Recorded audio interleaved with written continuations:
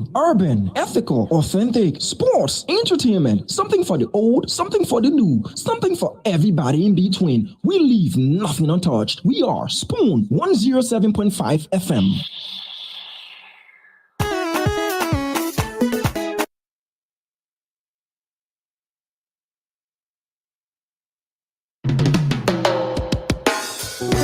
Yes, sir. A special one from the CEO, stand coming with the spoon. And your boy, Friday the Southern Band. Charges on the beat. On the spoon to get your information. On the spoon to be part of our discussion. Spoon, spoon, spoon television. Spoon, spoon, spoon radio station. Spoon gonna tell you what is happening in Liberia.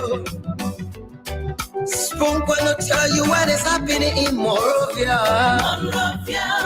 Spoon gonna tell you what is happening in Africa. Just to spoon you will know. If the children crying for starvation, just to spoon. You want to get a news update, my brother, to spoon. You want to know what is happening in Monrovia, to spoon. Politicians want to make their decision, just to spoon. You want to know what's happening in the ministry, to spoon. Yeah, to spoon. Yeah, to spoon. You from Vanjama, Maryland, to spoon. Yeah, to spoon. If you eat keep on graduate, my brother, to spoon. You got a Spoon TV, you got a Spoon Radio, to spoon. Yeah, to spoon. You want to get a news update, to spoon. What? Yeah, Rastafari. Kilibamba, kilibamba, kilibamba. Kilibamba, kilibamba, kilibamba. What I want? This one you got today. Spoon TV. This one you got today. Spoon TV. Spoon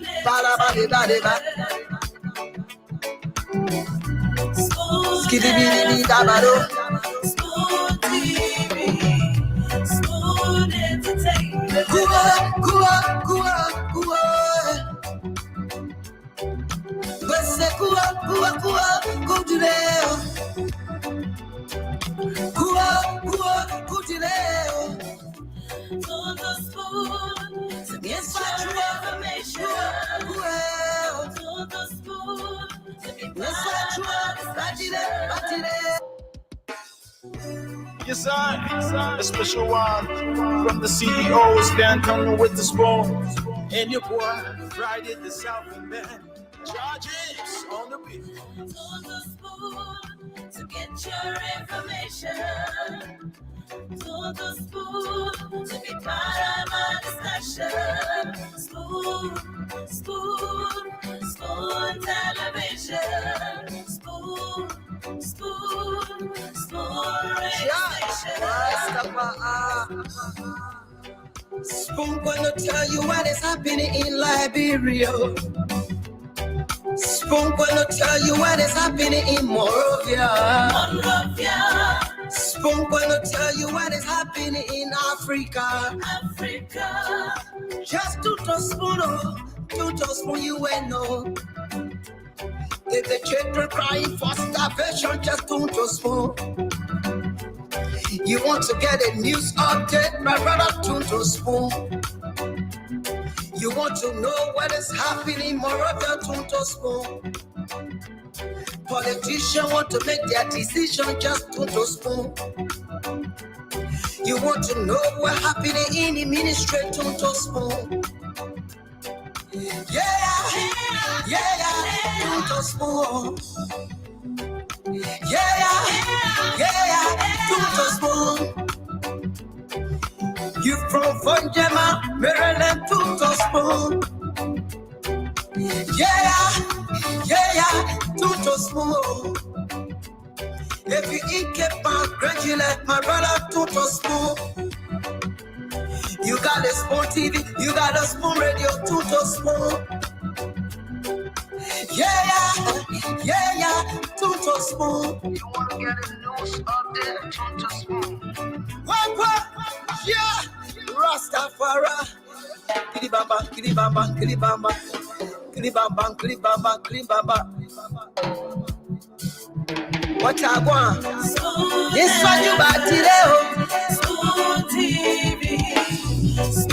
This one you bought today, Spoon TV.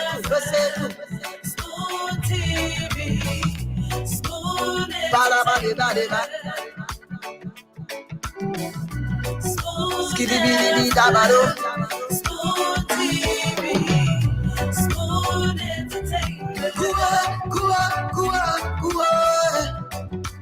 And of course, it's a brand new month, and I'm overly excited. I'm extremely excited because this is the best month of the year, hands down. And of course, it's the month of September, and I do have a birthday coming up in 22 days. So wherever it is you're listening to us from, I love to say happy first Sunday to you.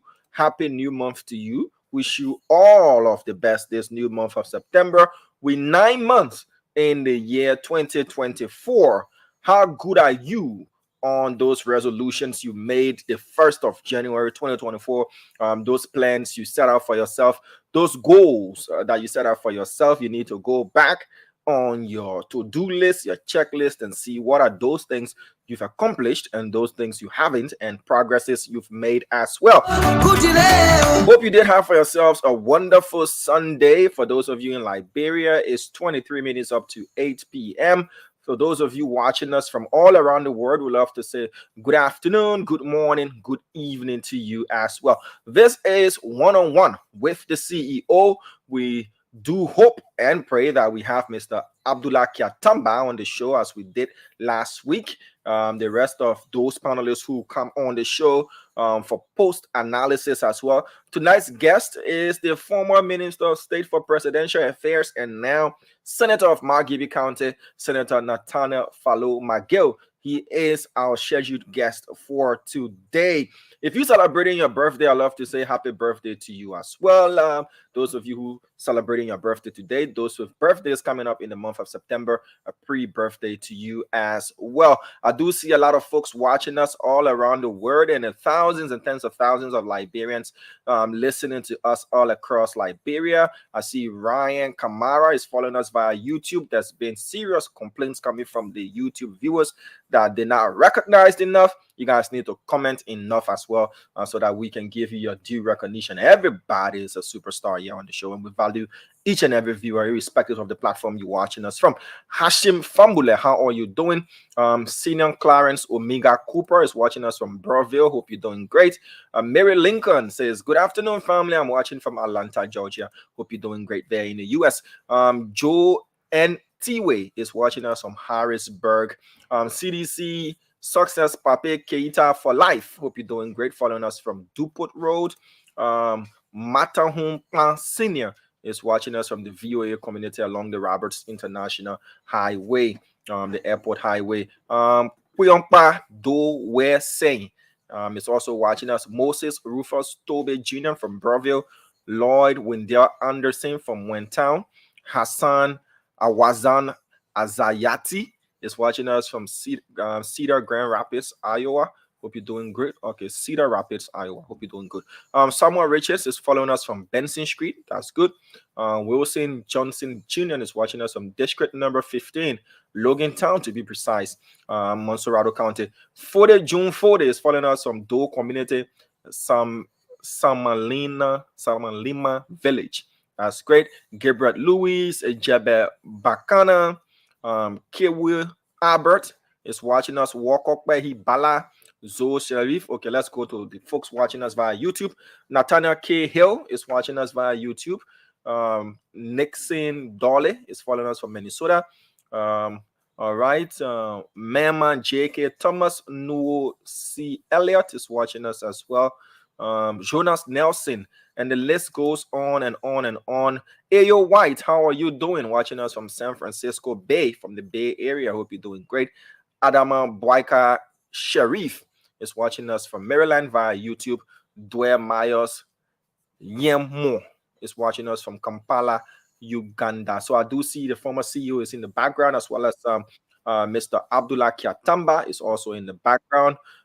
Pleasant night to you, Mr. Kiatamba. How are you, sir? Good. How are you, sir? How are you, my man? Yeah, it's good to see you back. How's everything? Yeah, good.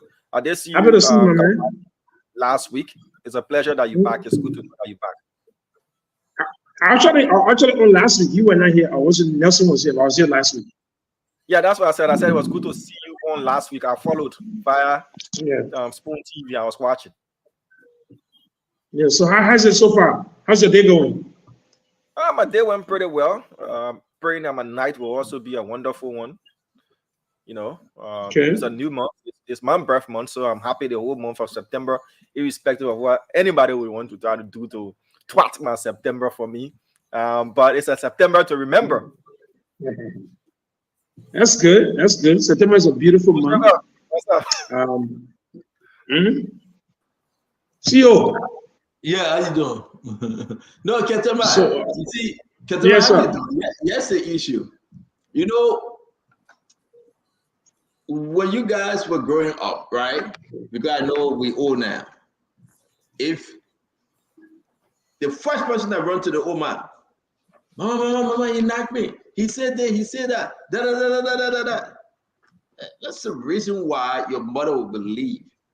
Whether you did it or not, because the first person that went there and told on you and said you did X, Y, and Z, though you did it, it will be hard to protect yourself. It will be hard to defend yourself. That's the case tonight. Damo saw me coming on, and he said, "This is my breath." Listen, I want you to just listen to what he said. And that's the reason why I'm following. This is my breath month. And if anyone tried to, and you can complete what he said, I will not be moved. There's a reason why he's saying it. Who tried here? The man send you a code. The man send you a code. It's the We got out a code. They said 30 day has to tell we got 29 more days left. Who's saying anything? Is he saying vision? I wanted that people to just ask Diamond, is he saying vision? Who's saying anything to Diamond to say this is my birthday? If anybody try to spot it for me? Because the man is sending a general pitching. What called pitching? The man pitching an interest. You spot on, Mr. Kiatamba. I want to have a good breath month. You know, uneventful in the negative, very eventful in the positive way. I've started the month on a hyper note and all of those things. So it's just what I'm saying. Did I mention any name or say anything, Mr. Kiatamba? Did I? Ketema. But they say who the cafe let him wear it. Ketema. It's not about who the cafe, Ketema. The people know who you talk to today. Let it who the cafe let him wear it. Ketema. Who the cafe let him, we know who the car fits. Squarely fits. The car was designed to fit a particular head. Ketema. Anybody can say that I get all the documents. Anybody can say that me can bring evidence. I don't speak cheaply. I bring evidence. I got video recording. The interaction between Dama and somebody today talking on the phone. Video. So this lady met me. Talking on the phone? Will. The lady met me. Ketema. And the lady said, "Oh, I know Dama."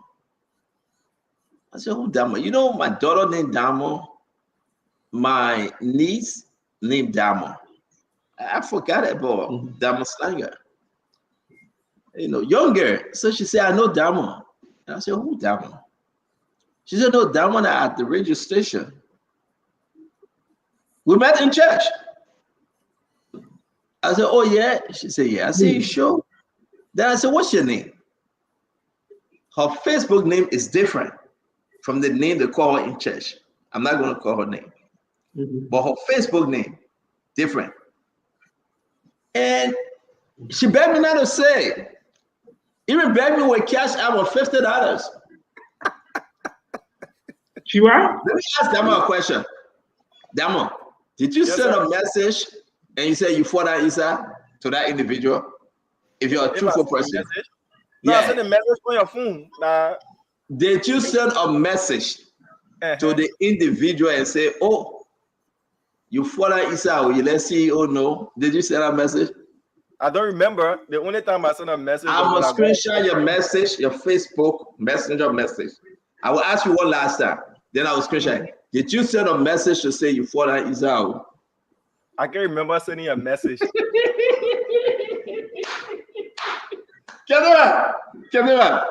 So I pressed the call, video call. Who called me? I had to verify this is the Damo they were talking about, and I called Damo. Who called me? And when I called Damo, my man, you could see the smile, Ketema, Kev Hassan, the long, big smile. Someone called me. I should be crying. No, but when I called you, I wasn't on the phone. No. Who called me? When I call you, you heard a female voice that you recognize. No. See you. Who called me? And you know, so Patrick Honda came here yesterday after that, 2 days ago. And Patrick Honda said, but Stanton, you know what I know about LTA. When he says, Stanton, you know what I know, I have no other choice but to tell the Liberian people what I know. Now the man there. He came to defend Abdullah Kabara, taking $2.6 million and sending another $250,000 to Telecom, and talking about the illegal business that is done through TIA, the company that they're getting 62% of Liberia revenue illegally. He came to talk about all this stuff. Then he said, but Stanton, you know what I know when we talk about LTA. So I had to tell the people everything I know. Now the man say he's making $15,449, and actually he's making less. You came on the show and say, Stanton, you know what I know. So what I tell you, Ketema, right. Right. So the man say making how much? I didn't watch that show. Ketema, I know today we're going to be having a lead Damos woman because they get jet testament. She begged me not to put a picture up. But you don't answer the question of who called me. You called me. No. The young lady don't want me to discuss it. I respect her. I'm not going to talk it. Two of you talking to each other. That's fine. I hope all the Liberians getting in Liberia hearing that you're talking to somebody here. Ketema, this is LTA, monthly salary and benefit for the chairperson. Abdullah Kamara, $15,449 total. The same guy that took $2.6 million from Edwin Zagba, LTA, and he didn't produce anything, one draft document. The same guy. Well, he told how much? $2.6 million. Can tell me I seen all those documents, man. You sleeping? Well, okay. But I know we're having Nathaniel McGill tonight. So I want us to do that in our post discussion, the weekend review of everything that happened this entire week. The release of Gloria Musunska, the Supreme Court information reaching out denied Samuel Twe to grant him writ of prohibition, and the rest of them, Jefferson Campbell and all of them, on that 6.2 million D. And also the most important thing this week, that honor Samuel Twe as Minister for Finance, 98 million went war free. Nobody can give a kind of 98 million. Nobody. $98 million war free. 98 million. That's a new one. So Samuel Twe is in a lot of bad things, bad trouble. Worse ever. Say his man born him. Say he got all his man's stomach. The man in the worst trouble ever. 98 million. And Joseph Boga didn't even test that one yet. And the Cincinnati here, Ketema. That's 6.2 million. 720 come out in the country for. The $98 million is coming. The 50 million extra. So from December to December, Samuel Twe, except they arrested, he's not coming to Liberia. There will be no way. Ladies and gentlemen, share this show. I got Abdullah Kiatama, I got Kev Hassan, and we have him as our guest senator, Nathaniel McGill. He's going to spend only 1 hour with us today. 1 hour. We got a lot to discuss on this program. Producing tonight will be Damos Langer, the man that do a video call that I have a copy of that video recorded. This is very, very important. This is important. Have you seen the consolidated account audit report from the finance ministry? Ketema, have you seen it? I read part of it. Have you seen it? I read part of it. Have you seen it, Kev? Kev, now I see it. No, you gotta see it. You gotta see it. Kev, have you seen it? No. Kev, not interested in nothing. No. We're making it be interesting. You have to see it. I mean, the trouble that is coming, you have never seen it before. I will say to all Liberians, be careful. Where you work, how you work, be careful. $98 million extra. Samuel Tua Agbays went on a national security. So every money that Samuel Tua, Sambora, would call it Jangako, every money they have taken, they put it on a national security. But we got a few more seconds. Let me hear you, my brother Ketema. Let me hear you. Let's do this quick 30 seconds or 1 minute. We'll bring in the senator as our guest for today. Is he set? He said. That's why I gave you your time to speak before we bring him on. Well, I'm happy to be here.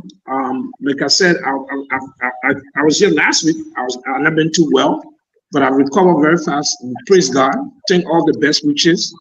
I think today will be addressing a wide range of issues. The interview is one aspect. We will expand our discussions to include a lot of different things.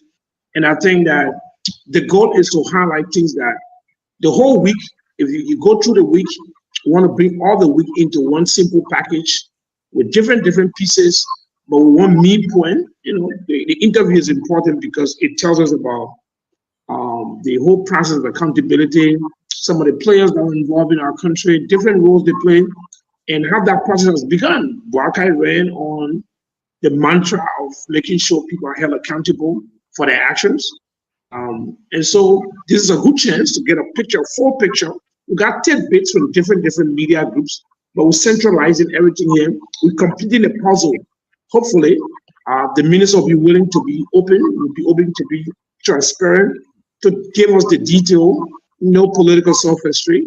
You know, we just want the bare minimum information or as much as possible that our people will get a full picture, because this is a journey. It has just begun.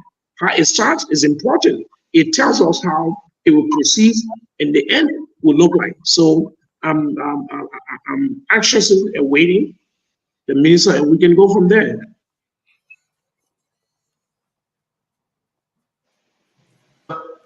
Thank you. The minister is seated, and let me hear you, Kev Hassan. Well, let me say hi to everybody, and another Sunday with a one-on-one with the CEO. I'm trying to figure out $98 million. That's the whole Liberia budget. One person taking and putting in the pocket and just vanish in thin air. Wow. That's all I can say for now. The whole budget taking and putting in, it smells like the $16 billion story that they protest on. I think the Unity Party, what they're trying to do is they're using all those clouds to put on the pressing issues, so people mind cannot go to the bread and butter. So the next time they will say, hey, I'm waiting for them to say McGill took $500 million from the ministry I'm waiting for a time to say, Joe, we had took $1 billion. So I think in order for them to not produce, because they don't want to show the Liberian people that they cannot deliver from their over promising story, their lies. So what they will do, they'll come up with story.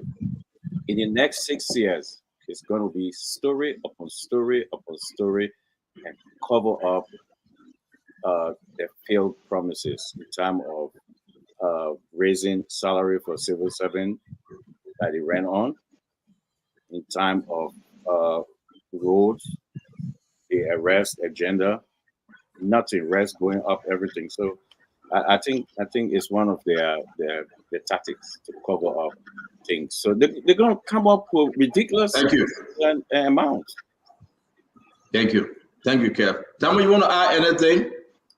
Then we can bring the senator on. We can start the show. You got any update, anything happening in the country you'd like us to know? Well, basically, Sundays, there isn't much happening in the country when it comes to updates. Though things will be happening, but a pick of the bunch. The senator is already seated and ready. We will bring him on as we look at what we discussed this last week. A lot of things happened last week. So doing post analysis, we can talk about all of that.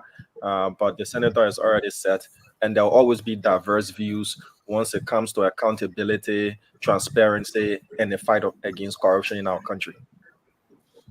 Thank you very much, ladies and gentlemen. Let's share the show. Again, we're going to jump into this thing. We're going to make news tonight because we got a lot to cover. We invite you again, wherever you find yourself. We want to entertain your comments. Please let us know where you're joining us from. Again, we'll pause for a few seconds while you share the show. If you do, just give us your name and say yes to share our program. Yeah. I wonder, have we invited Abdullah Kamara on the show to defend himself? Have we invited him? Yeah, I sent an open invite. I reached out to Abdullah personally by text message, and he didn't reply. Yeah, if you know him, bring him on.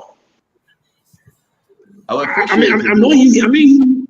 I know he'll be a great guy, so I'm surprised at some of these news, but I think it's good that he come in and defend himself. It would be better. No. It would be better. I mean, I would appreciate. I really do. I would appreciate him. But Abdullah is too busy to defend himself. If you know him, we'll welcome him. We'll hear from him. But with all the documents, we know that some kind of 2.6 million went somewhere, and another 250,000 going to telecom. And with all these different things, it's a lot to talk about. But you're right. I have reached out to him, and I hope at least he can reply me though. It's open. Abdullah, not even Abdullah Kamara alone, Kiatama. We talk about Clarence Massacre from Lofa, the former representative, who is now also the board chair. The only person that came to speak was Patrick Hunter. You talk about Ben Fofana. You talk about guys like Angela. These guys, but all of them should show face because the information is getting bad, very, very bad. And Liberians are angry. So you're right. I hope you can help us bring them on. On this note, ladies and gentlemen, join us as we welcome the former chief of staff to former President George Manawia, former Minister of State, the current senator from McGill County, Nathaniel Fallow McGill. Let's welcome Nathaniel Fallow McGill to the show. Welcome to the show, sir. How are you doing today, Senator McGill? Thank you very much, Thank you, guys. I'm doing very well.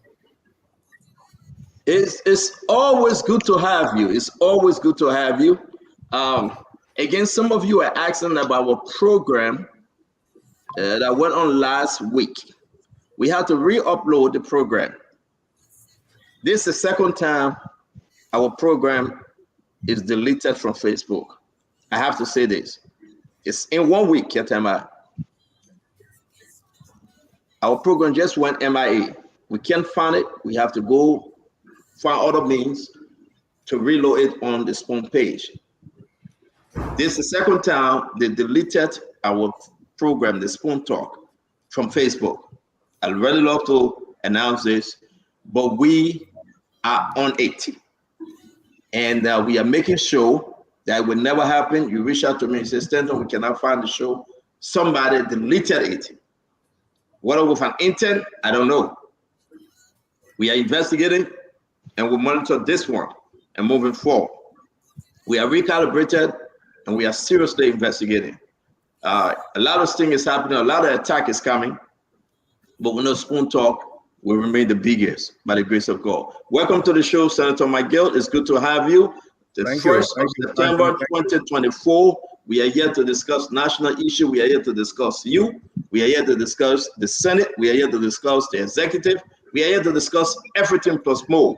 But just for as a reminder, you are only here for 1 hour, by 5:01 p.m. my time, 9:01 p.m. your time. We will have to move to other issues. It's good to have you, sir. Thank you. I mean, it's a pleasure. Katamba, Kev. Thank you, gentlemen. I mean, I will answer questions to my certain knowledge. I'll be able to provide information that I believe can help the show and the Liberian people in the context of what is available or what I can say. So thank you very much. It's always good to have you, Senator. Let me come in with the first question because we know who you are. We know what's been happening. And let me just come in the first question. What led you to file a writ of prohibition when you were called by LDCC? Well, first Stanton, you know, there's all kind of different legal theories, and based on consultation with my lawyer, and the lawyer felt and believed that we had some right to proceed to the court. But having a second Can thought. we mute? I'm sorry. Ketema, can you mute? We got radio playing or something. Sorry. The TV on. All right. Two men of Olympic Arcos on the stage. This will be interesting here. It comes for one of the longest. The last two games. Sorry, let me call the TV off. Away at FK Buras in Banja Luka in Bosnia and Herzegovina. And at home tonight against Timor Minsk. India.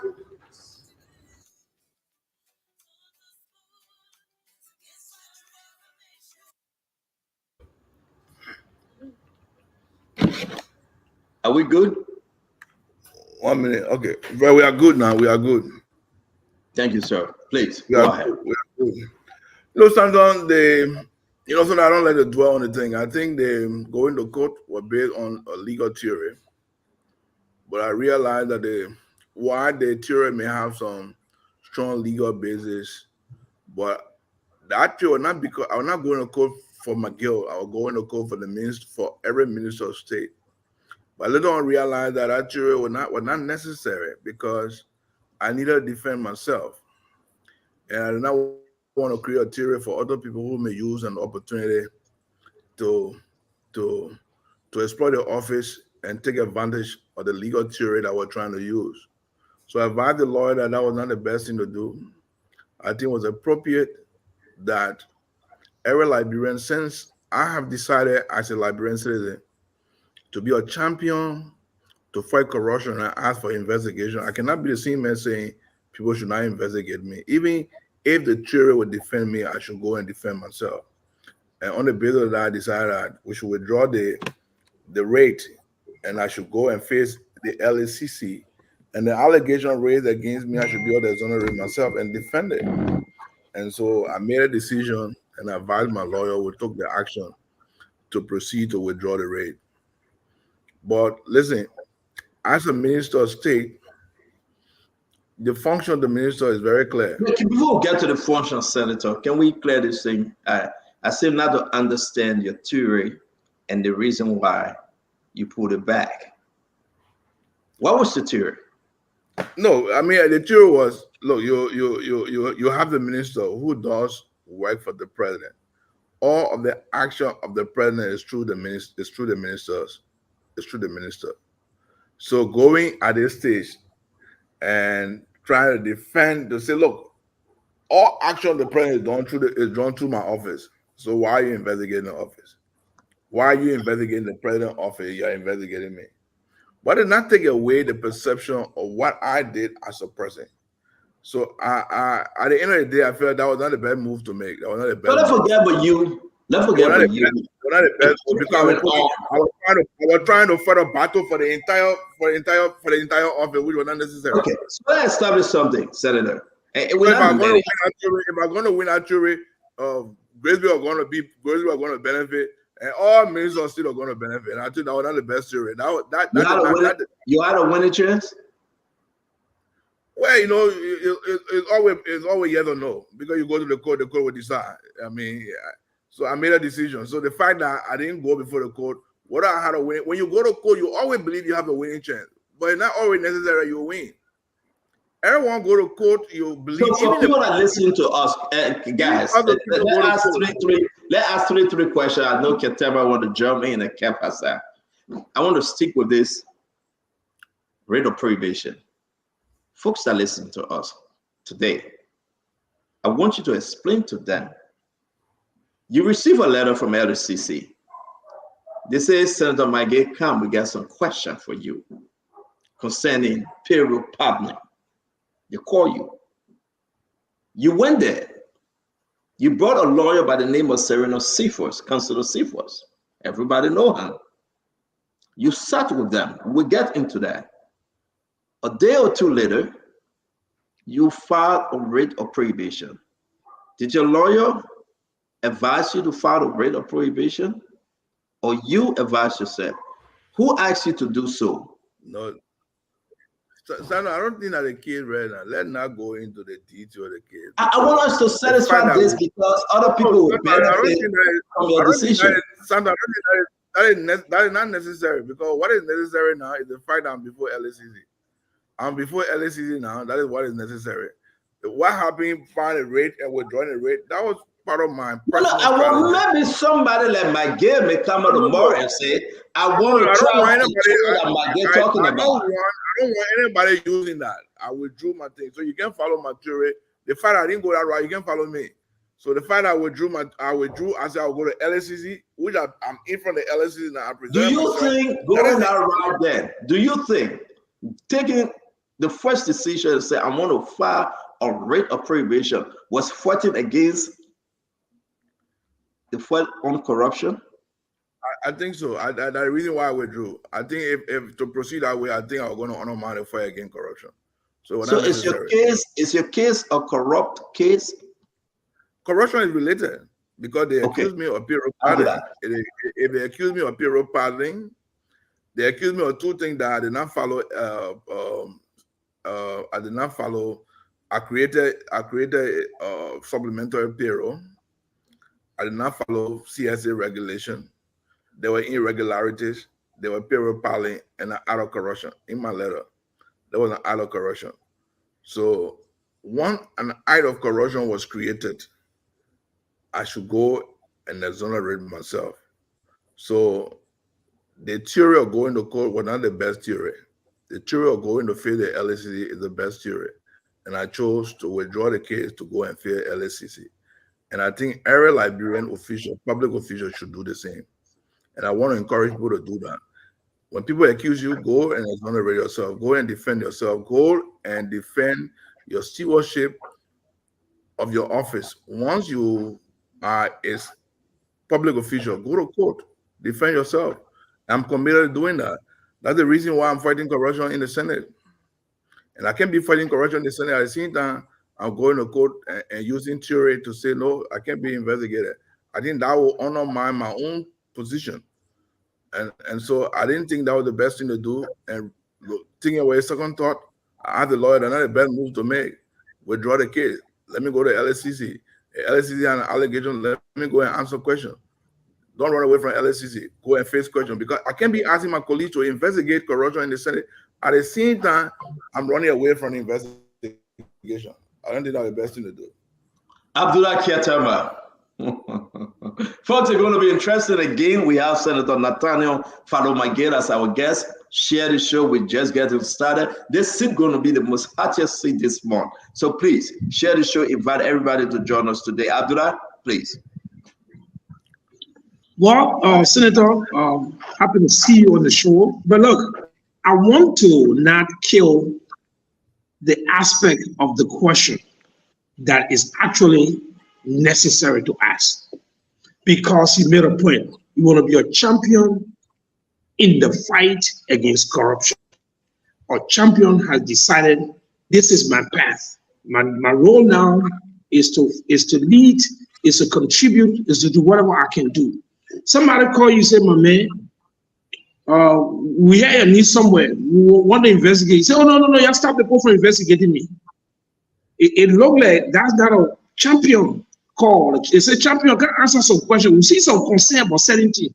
Then the champion said, no, Supreme Court, you stop the people from questioning me. So it makes the champion look like an opponent in the fight rather than a friend of the fight. This is important because there were people who felt legitimately wanted to organize and go protect you. You saw the crowd, you saw people behind you. So it also sent the message. McGill is just not an ordinary guy like bro. McGill is a leader. But he's not the first thing they said, my man, we got a question for you. He said, no, Supreme Court, you have to stop the people. We don't want, I want them to go there.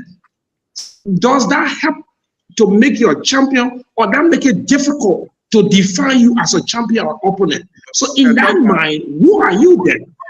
I think you just, if I acted, the fact that I voluntarily withdrew my case and say I will go to LACC, I already answered that question. I did not go to the court say you must do it at all costs. I went to the court. I said this is not the best thing to do. I withdraw my case. I'm going to face LACC. So the fact that I did it voluntarily, I already answered that question. So they don't say you can. What?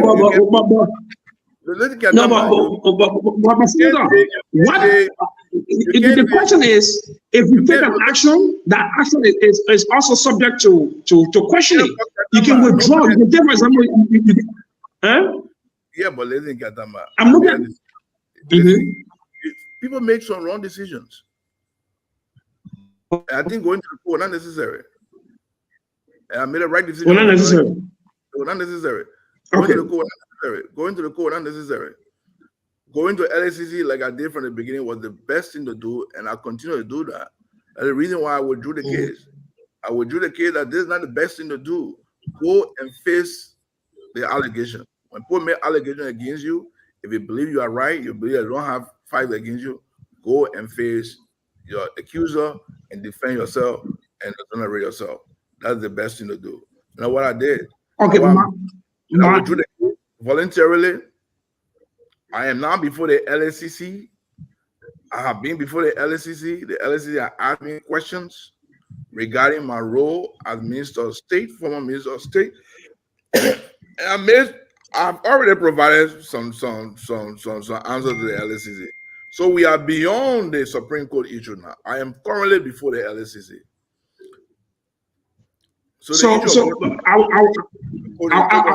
I'll do my follow-up question, but I will say we are beyond that. Every decision of a public official is part of your record. It will be recorded that McGill filed a writ of prohibition against an investigation.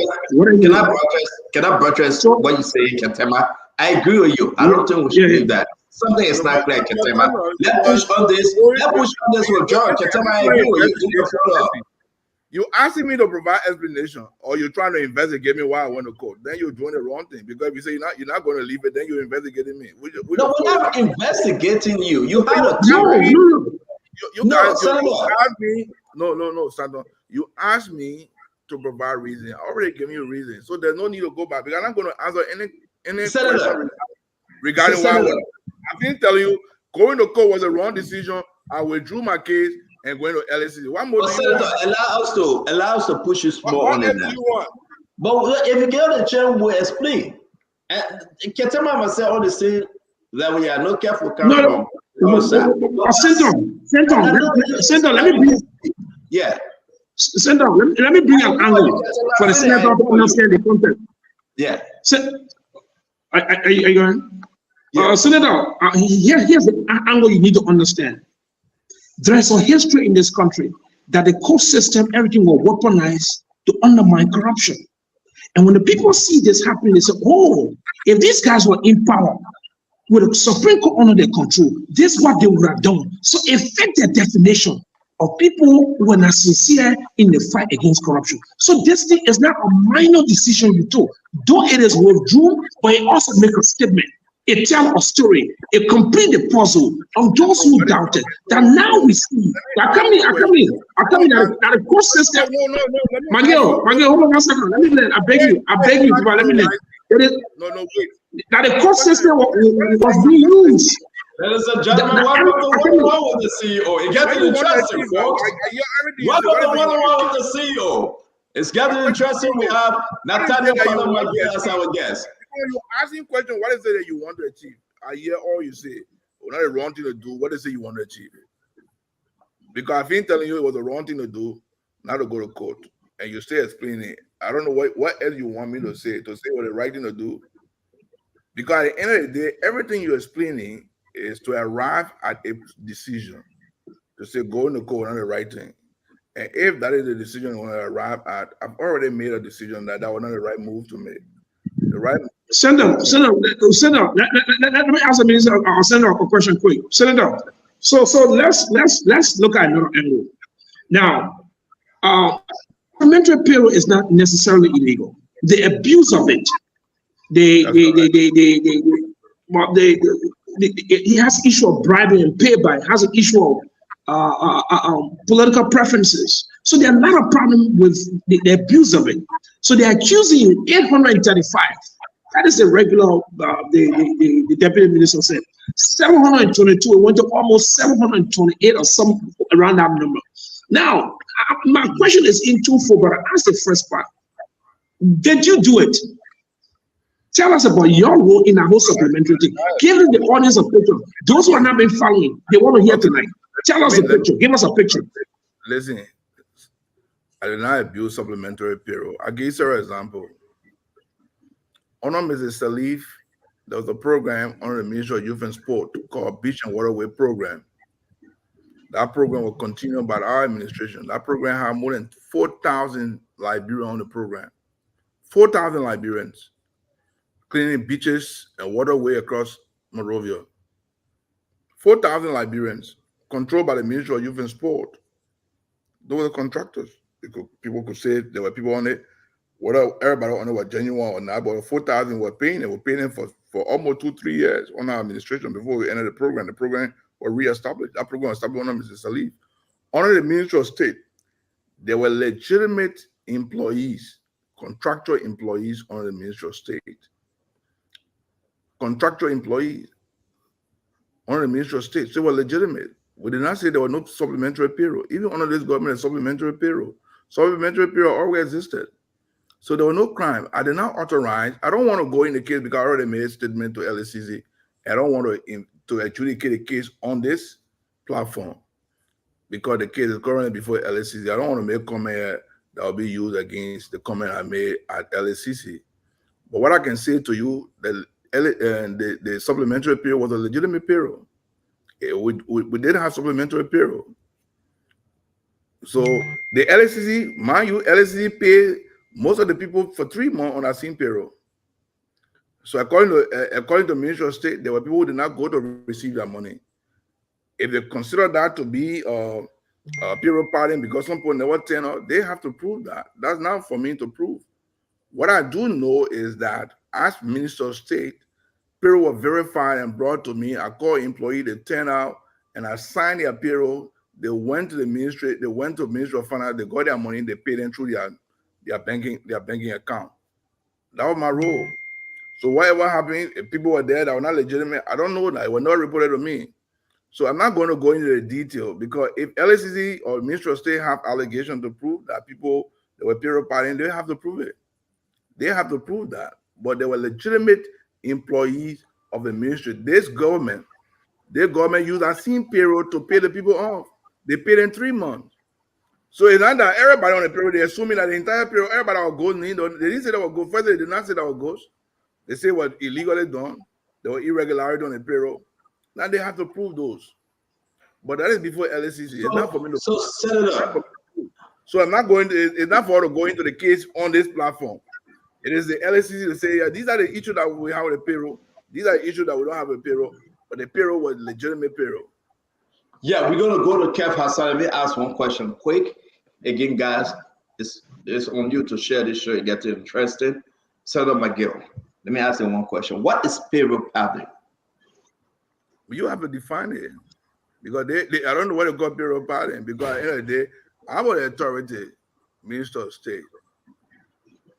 If I want to employ people, the people will get the people will have their legitimate letter of employment, and they will have their account. They'll be paid through their So account. we understand that. My question is, what is payroll? What is have payroll padding? They have to define it. It's not for me to define payroll padding. But can you help us? What is payroll? What is payroll padding? What do you know when someone says you're part of the payroll? You guys have to define it. You guys have to define it. When you went to LSCC and in your letter they say you part of the payroll, whoever spoke to you was your lawyer. What did they say? Money. Say that? People were working. We're not taking the pay. We were taking the money. That the payroll padding. Is that a definition they gave you? The definition I got.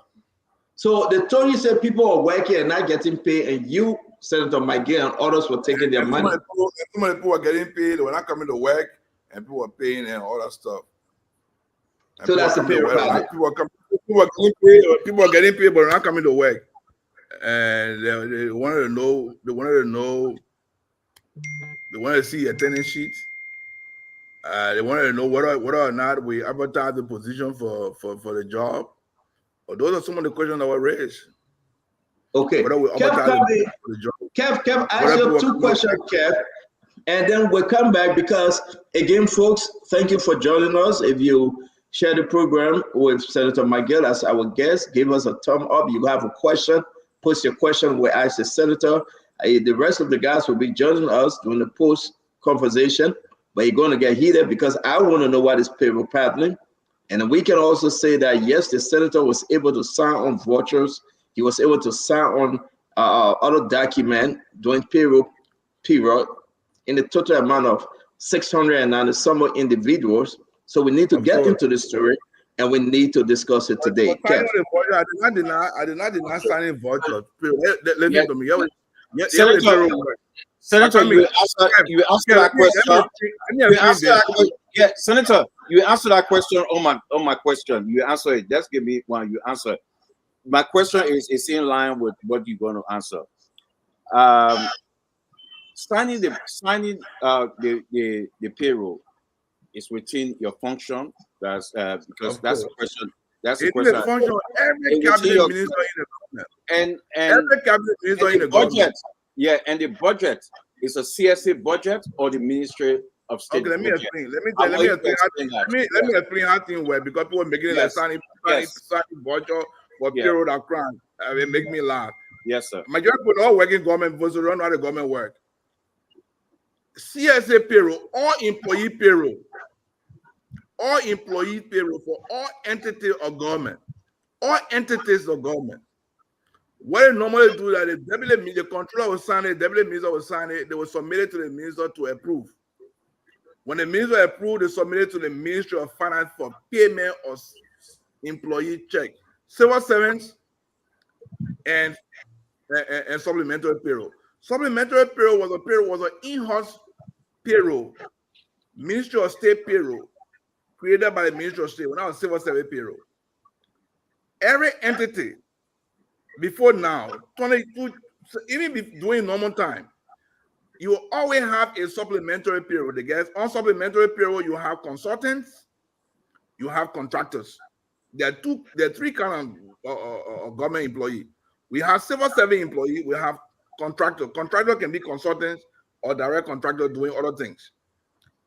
The minister will approve the payroll. If you don't approve your payroll, the Ministry of Finance will not pay your employee. So, for instance, Ministry of Health, all the health workers in Liberia, their payroll have to go to the Minister of Health to approve, and they submit it to the Ministry of Finance. That is part of my job. It was part of my responsibility. You can decide to assign it to your Deputy Minister for Administration based on your workload and say, you know what, Deputy Minister, when you sign it, you let the Minister of Finance know that when the Deputy Minister has signed the payroll, they can go ahead and process the employee paid.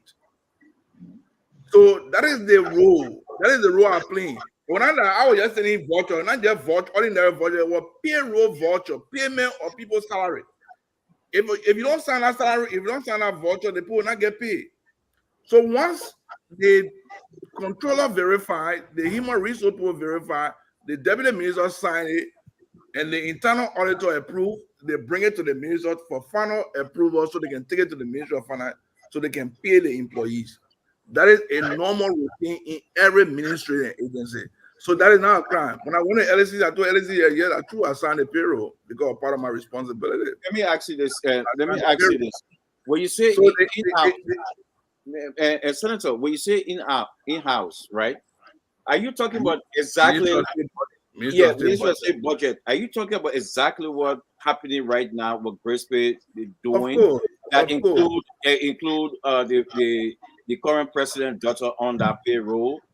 I don't want to personalize. I don't want to personalize. I'm asking that question. What I'm saying that is. But what I mean is the same thing that happening right now, because exactly right. Somebody has to list. We do have the list. I think Studio can put it up. So you're talking about the same thing that going on right now at the mansion from Grace Bay. That's exactly what you're talking about in-house. Exactly. Somebody has to approve the payroll to go to Ministry of Finance. Listen, either the Deputy Minister of Administration will have to approve that payroll if the minister instructs the Deputy Minister to do so, or the Deputy Minister sign on the voucher they have a space for the minister to sign, head of entity to sign for the payroll to go to the Ministry of Finance to be paid. And it has to go with a voucher. You got to raise the voucher. You got to raise payment voucher. That is the practice in government. Payment voucher must be raised. It's not secret money. It's not clandestine money. It's just a voucher. It's a payment voucher. And that voucher is captured in the Ministry of Finance record. And that voucher is part of the Ministry of State. I want to do my second question, Katamba. Two questions now. Okay, two questions. No. So I need to clarify. So it's not anything secret. When I went to LSC, they said, but yeah, voucher you have to sign. That's correct. Those are voucher I had to sign because they were part of my responsibility. If I'm not going to sign a voucher, I'm not going to take pay. And get 600 some more people. So thank you, Senator. Thank you. You asked 4 questions already. Let me ask my second question. I know you guys. Let me ask my second question. Senator, some will say out there, certain people saying out there that this case is similar to the Samuka case. But Samuka was guilty. He was charged on theft. He was found guilty. Some will say you told LACC and you went out and saying that George Weah said you should do it. George Weah said you should do it. So I want you to explain the difference between this case, the Samuka case, and your case, because the Samuka case, it was not within his function. It was theft, taking army people money, putting it in personal accounts, and the army people themselves reported it. But in your case, there's nobody out there who's saying, hey, Maggie, take my money, Maggie this, Maggie that. So I want you to explain the difference between the Samuka case and Kev, thank you very much. I'm not gonna go down into Samuka case and my case. Those who want to explain that could explain that. Because for me, that's not the issue. The issue here is there was an allegation against me. The first thing you got to understand, Samuka and I did not perform the same function. There's a difference between the Minister of State and ordinary ministers. If you read a statute, the Minister of State, the Minister of State is part of the office of the President. Most people don't know. The President is the head of the Ministry of State. The Minister of State is the principal assistant to the President. Go read the structure. No other minister in the history of Liberia have such a portfolio. So there's a distinction. And so I'm not going to go down into whether it is the same, that the court will decide whether it's the same, it will get to that bridge. But what I can say to you is that no minister in the history of Liberia has the function as the Minister of State. It's not Nathaniel McGill, I told me the Minister of State. Because the Minister of State is the principal assistant by statute. statutory construction obligates the minister to perform presidential duties. Presidential duty, when you read the function, is very clear. So I'm not going to go there. What I'm saying to you is that when it comes to the issue of employment of Liberian citizens, consistent with Article 18 of the Constitution, if you have the Constitution, you can go and read Article 18 for your own reference.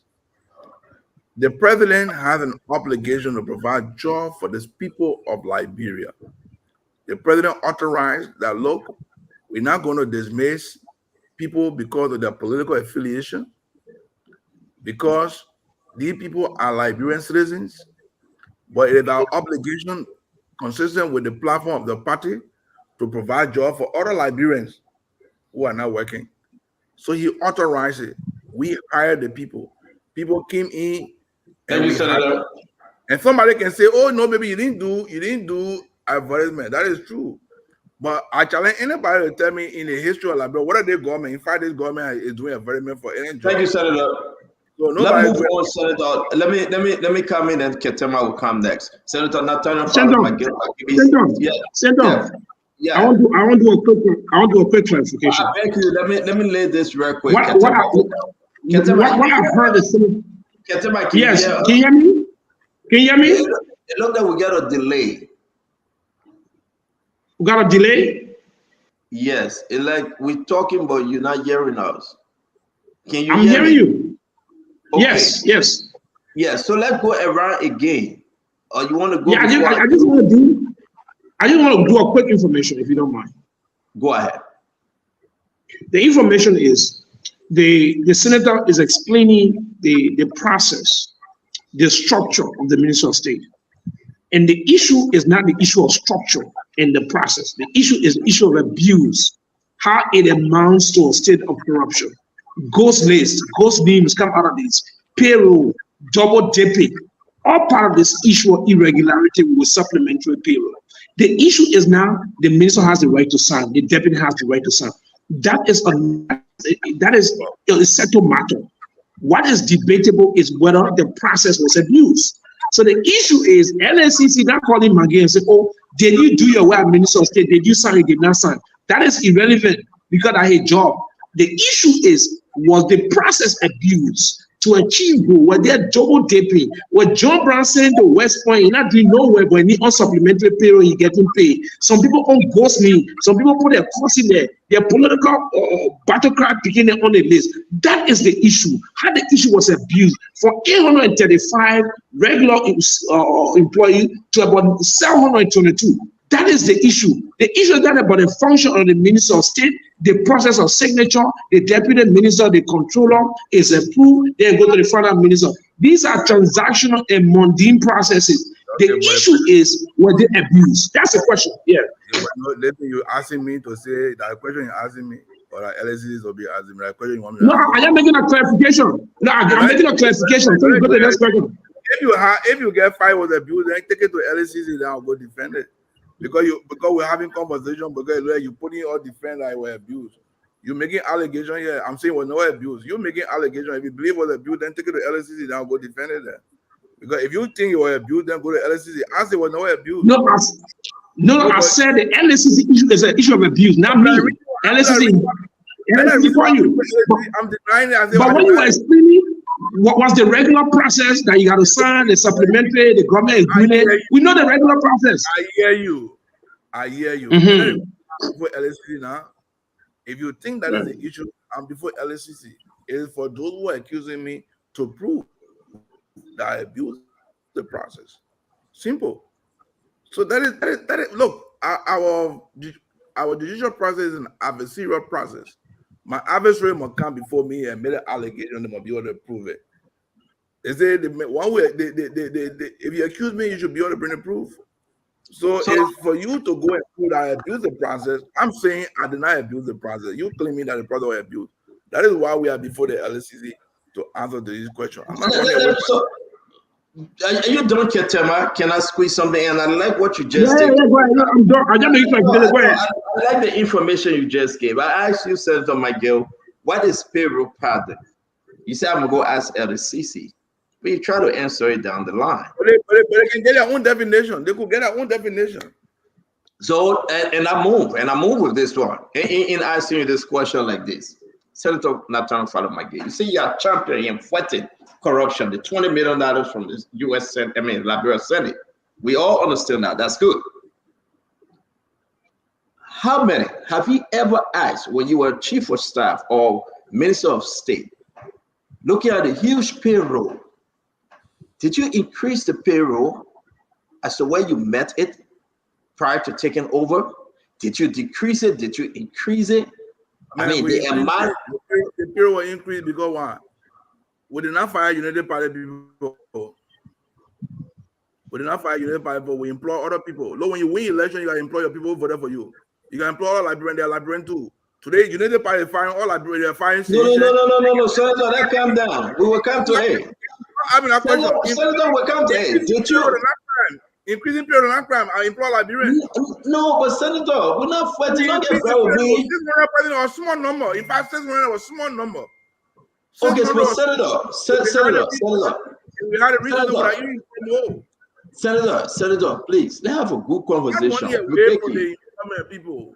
So what is the issue? At what number you met the payroll for the executive mansion? I can't tell you off my head now. I've been on a government. You cannot. At what number did you leave it at? I can't tell you, but man, when I left government, you can't tell me. I left government. But do you agree the document that you received? Do you agree the document that we all received? We talk about almost 700. Man, you gotta look at the period. The last period I signed, the number will be there. I don't know the last period I signed. I left government. Have you ever questioned the amount? Have you ever questioned the amount on the payroll as minister running the Ministry of State? What I signed, if I signed it, if I questioned it, and I know it was verified, if I signed it, question it, verified it, I was satisfied with what on the payroll. So everything you sign, you say on the show tonight, you have verified it. It was verified. It was verified. Listen, it was verified by other people. No, you the minister. No, Senator, you are responsible for that ministry. You, the minister of state, you cover everybody. Did you verify every invoices and every voucher that came to you? Man, listen, probably you don't know how teamwork. You almost started, you're asking me questions. So now when you're talking about government, you think government is a small bureaucracy. You think government is not a social club where they get 3-4 percent. So we understand. So if your deputy, to you, Senator, Senator, your deputy came to you with $43 million voucher for the Minister of State. You are telling Liberians tonight you choose not to verify, you will sign it and then we'll go cash it. What do you mean for a $3 million voucher? I'm giving you an example. That example doesn't suffice. Did you verify the voucher that you were signing? You get into the case. You get into the case. Oh, I get into the case now? The case is before LSCC. You get into the case. Don't go there. No, I'm asking you, did you verify before the investigation, Sandon? You want to get into the case. The case before LSCC. We can't go into the case. No, I just asked you the question. If you say you don't want to go there because it's before LSCC, I respect it, but we got to ask a question. You are asking me a question to say, if they take the minister education. But Ketema, am I wrong to ask this question? The senator talking about 700 employee, Ketema, 700. He said he signed on all the vouchers, he signed on all the payroll, he signed on every document. Up to the time he left, did you verify them? He said, I have my deputy. So now, are we saying if it is true that they call you for payroll padding and you're going to put this on your deputy? That you signed it, but you didn't verify? Are you telling LCC to go ask your deputy? You're going into the case, Sandon. I'm not going to answer the question because you are going into the case. Okay. The case is before LCC. The case is before LCC. The waiting where sometimes you don't understand. You almost like asking me when they take the payroll to Ministry of Education and ask the Minister of Education to sign the payroll. The Minister of Education will say, you know what? I want to know all the people that are working on Ministry of Payroll, whether they're living or they're not living. Make sure that all the people that work on Ministry of Education, I want to see everybody before I sign the payroll. You know how many people on Ministry of Education payroll? and the minister can So, sign it. so let me ask my You don't last want question. minister- Say you choose because Ketema got to come with a question, Kev. The minister go Yeah, and write because out and say, because one the show- show. because the show is so big today, we're bringing other people to make this very interesting. You can't be I'm asking gonna run questions. You out. can't Let me be ask my asking last questions. question. You said previously that your decision, everything you did while you were serving as Minister of State, Chief of Staff, told the former president, you are covered presidential immunity because you are in the video, my friend. Can you please tell the individual that is in our video? Senator McGill, somebody is in the video behind you. Maybe that's your mirror he's in. Yeah, Thank you, sir. So what I'm saying to you, you are saying that you were covered by President George Manawea. How so? That issue is a non-issue. It's not issue of debate because we are not there. That issue is not before us and before the LSCC. We're not So- talking about issue of the year. We're not talking about issue of So now you agree that you are not the Minister of State is not covered. No, it's not what I agree or not. It's not an issue. It's a non-issue for now. It's a Minister of State covered by the president immunity. It's a non-issue for now because we're not there. We're not there. I'm just asking for the general public. You No, I'm said not as gonna- Minister of Simple. It's a Minister of State. It's a Minister of State covered by the presidential immunity. Let the court to decide that. The Supreme Court will decide that. If the Supreme Ketema, Court, you can take it away after Ketema Kev Hassan, and we'll bring in even when two the other Supreme Court panelists will to hear join that, will us. be decided by court. It Not can- decided by me. Well, thank you very much. I think the folks are listening to you, Senator, and we are doing great. Ladies and gentlemen, this is 101 with the CEO. We can spin any which way. We never brought in Senator McGill to go sleeping. We brought in Senator McGill to be engaging, and I believe that you should share this. Let me have a party. That's why I mentioned the show, but today now I mentioned show here. So let me. Answer the question. You answer the question. You want all you for LSCC. You made a team for LSCC. You're not LSCC. Yeah, relax. Say my girl. I got a question for you. My question is simple. I come in, relax yourself. I come in. On Spoon TV. No, we're not litigating the case. But you want We're not litigating the case. No, Sarah McGill, listen. Sarah McGill. It's up to you. Yeah, Sarah McGill, my question is simple. LSCC, it call you and you finally submit yourself with them. Do you trust the integrity, the independence of LSCC? The current LSCC? Of course, why not? Why should I trust it? I'm asking you. If I didn't trust, I would not be there. So good. The follow is that if LSCC determines that McGill abused his power, are you prepared to take the consequences? But LSCC can determine, a court can determine. LSCC can make I'm saying if they determine, if they come up with a conclusion that based on our investigation, we found McGill. If they recommend to the Justice Department, LSCC can make Right. decisions. LSCC can only make I'm allegations. saying, I understand that. I'm saying, based on their investigation with you, they reached the conclusion that it is clear we have sufficient evidence, and we think it is now for Justice Department to pursue this. Will this be the issue of the president? And the question goes to everything you did at the Ministry of State. Did the president approve of everything? I'm asking you a question. The president will approve of everything. You guys joking. You want me to explain my political defense to you on your platform? Like how you can run, how you can do code business. Stand on in code, you can explain all your political defense on platform. Yes, stand on the in code. You I'm asking you a question. Hey, lawyer. No.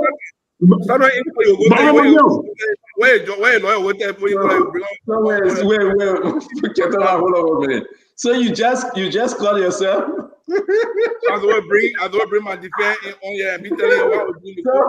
So you just caught yourself? You did. You already believe now. So Honorable McGill, you basically it should be simple. If you did everything within the president, you should say it. It's not an issue of defense. Time, my man. I will bring my defense and tell you what I will do. So LSCC people can be listening. LSCC get care, give me a go to court. What I can tell you, I'm going to go to court. Okay. If LSCC find reason to take me to court, I'll go defend myself. Okay. Honorable McGill. listen, I did not commit a crime. LCC I committed a crime. We'll go to the court, and the court will decide. Enough for you guys to be asking me all these questions. Oh, you did it 1 year. Oh, you're defending president, and I'm my business.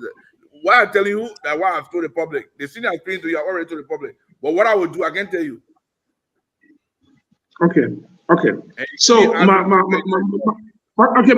other question to you is simple. Okay, Honorable McGill, I think we'll do a transition to a question. And this has to do with war crime court. You support war crime court. And there are some information we've gathered. I support a fight against corruption. The $20 million in the capital building on the budget. You're asking me for, you're talking about. No, we'll come back, Senator. We'll come back. We'll come back. Well, don't worry.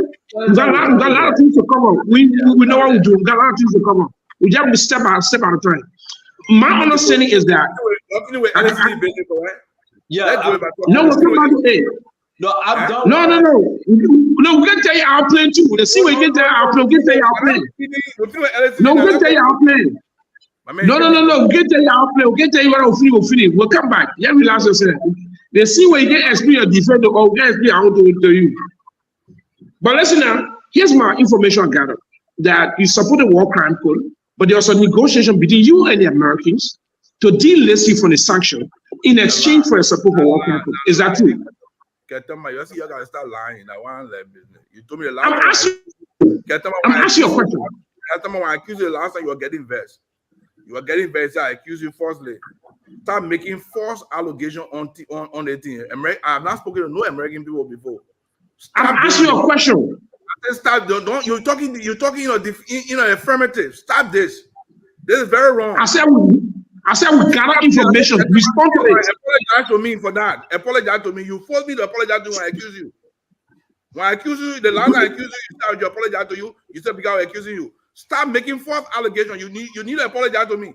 American people, I know this. Stop this. You got to apologize. I take offense to that. You take offense to what? You said me. No, let me say this. I want you to listen keenly because I'm listening to you. What I said, listen to me. I said we gather information. That you, McGill, is negotiating in exchange to delist from sanction to support war crime code. Yes or no? Yes, you should deny it. I'm asking you a question. I started supporting war crime code when I was campaigning. When I was campaigning, during 2023 election, I started supporting war crime code. During my campaign speech, I said when I win, I go to the legislature, I will support war crime code. The issue about delisting, I started my delisting in 2022 when I go on sanction. So it had nothing to do with my support for war crime code. So where you coming from? So sit down. Don't American, you are implicating American falsely. You are implicating. No, I'm not. I'm asking you a question. I'm not. We can get any information. No, sit down. And let me clarify this. I met McGill at a hotel. And McGill told me, say, Kiatama got information that he part of a group that as I do not get off sanction and they are fighting against sanction. I said, who told you that? I told you to apologize to me because I don't know which group you're talking about. So apparently he's looking for a return apology or return. I don't know why you can get a return apology. I'm asking you a question. You don't think you're smart, man. So I think about you, so I can be better. Okay, but it's not about Ketema. Now let's go back. I think you're going to ask a fair question. Senator, I don't think it's necessary to bring you in Ketema discussion. He asked a fair question. Like you, Senator, 1 minute. Like you told me, Senator, it's in the code. I can't answer it. McGill, you can tell Ketema, I didn't meet any American to negotiate, and we'll move on. That's it. Simple. The first thing you should stop lying because to assume that American people must say having negotiation to support war crime code so they can delist me that force. They're coming from the belly of the devil. The issue of my delisting from the very moment I got on sanction. And sometimes you follow that. I had interview with Al Jazeera. I had interview with local radio. I asked for government to go ahead and investigate. I contacted a lawyer in America. You know that. I've been working on my delisting process from the very moment I got on sanction. It had nothing to do with my support for war crime code. I had no conversation with any American regarding support for war crime code. My war crime code support is voluntary. It has no condition. It is based on my conviction. When I was campaigning, look, the reason why I said I would support war crime code, I said justice should come, war and economic crime code, is because of all the allegations against me. I said I would support it. When I was campaigning, I told the people of Magibi, you vote for me, I will support war and economic crime code when I get elected because I want to get vindicated. People accuse me of having $5 million in my moral grade. People accuse me of all sorts of things. I want justice to prevail. That is one of the reasons why I'm strong in fighting the issue of corruption and I want war and economic crime code of Liberia. These are some of the reasons. It get no reason to say I've not spoken to no American boy myself don't have the only American boy that I've spoken to that my lawyer. My lawyer in America is the American. Senator. Yes, Senator, I think you cleared that out. Let's move. I don't think Ketema's question was in no way to entrap you. Ketema asked a fair, legitimate question that is concerning to all Liberians. This is Liberia. It's about perception. That have to go around with false information. American people must say have no. Let me ask you a question. As a senator representing McGill County, did you meet the American to discuss war crime code? I know I meet the American people on war crime code issue. Since you got on sunshine, have you met the representative of the American my personal government issue. through her ambassador? Satan, we're going through Satan. Ain't a librarian myself going through it?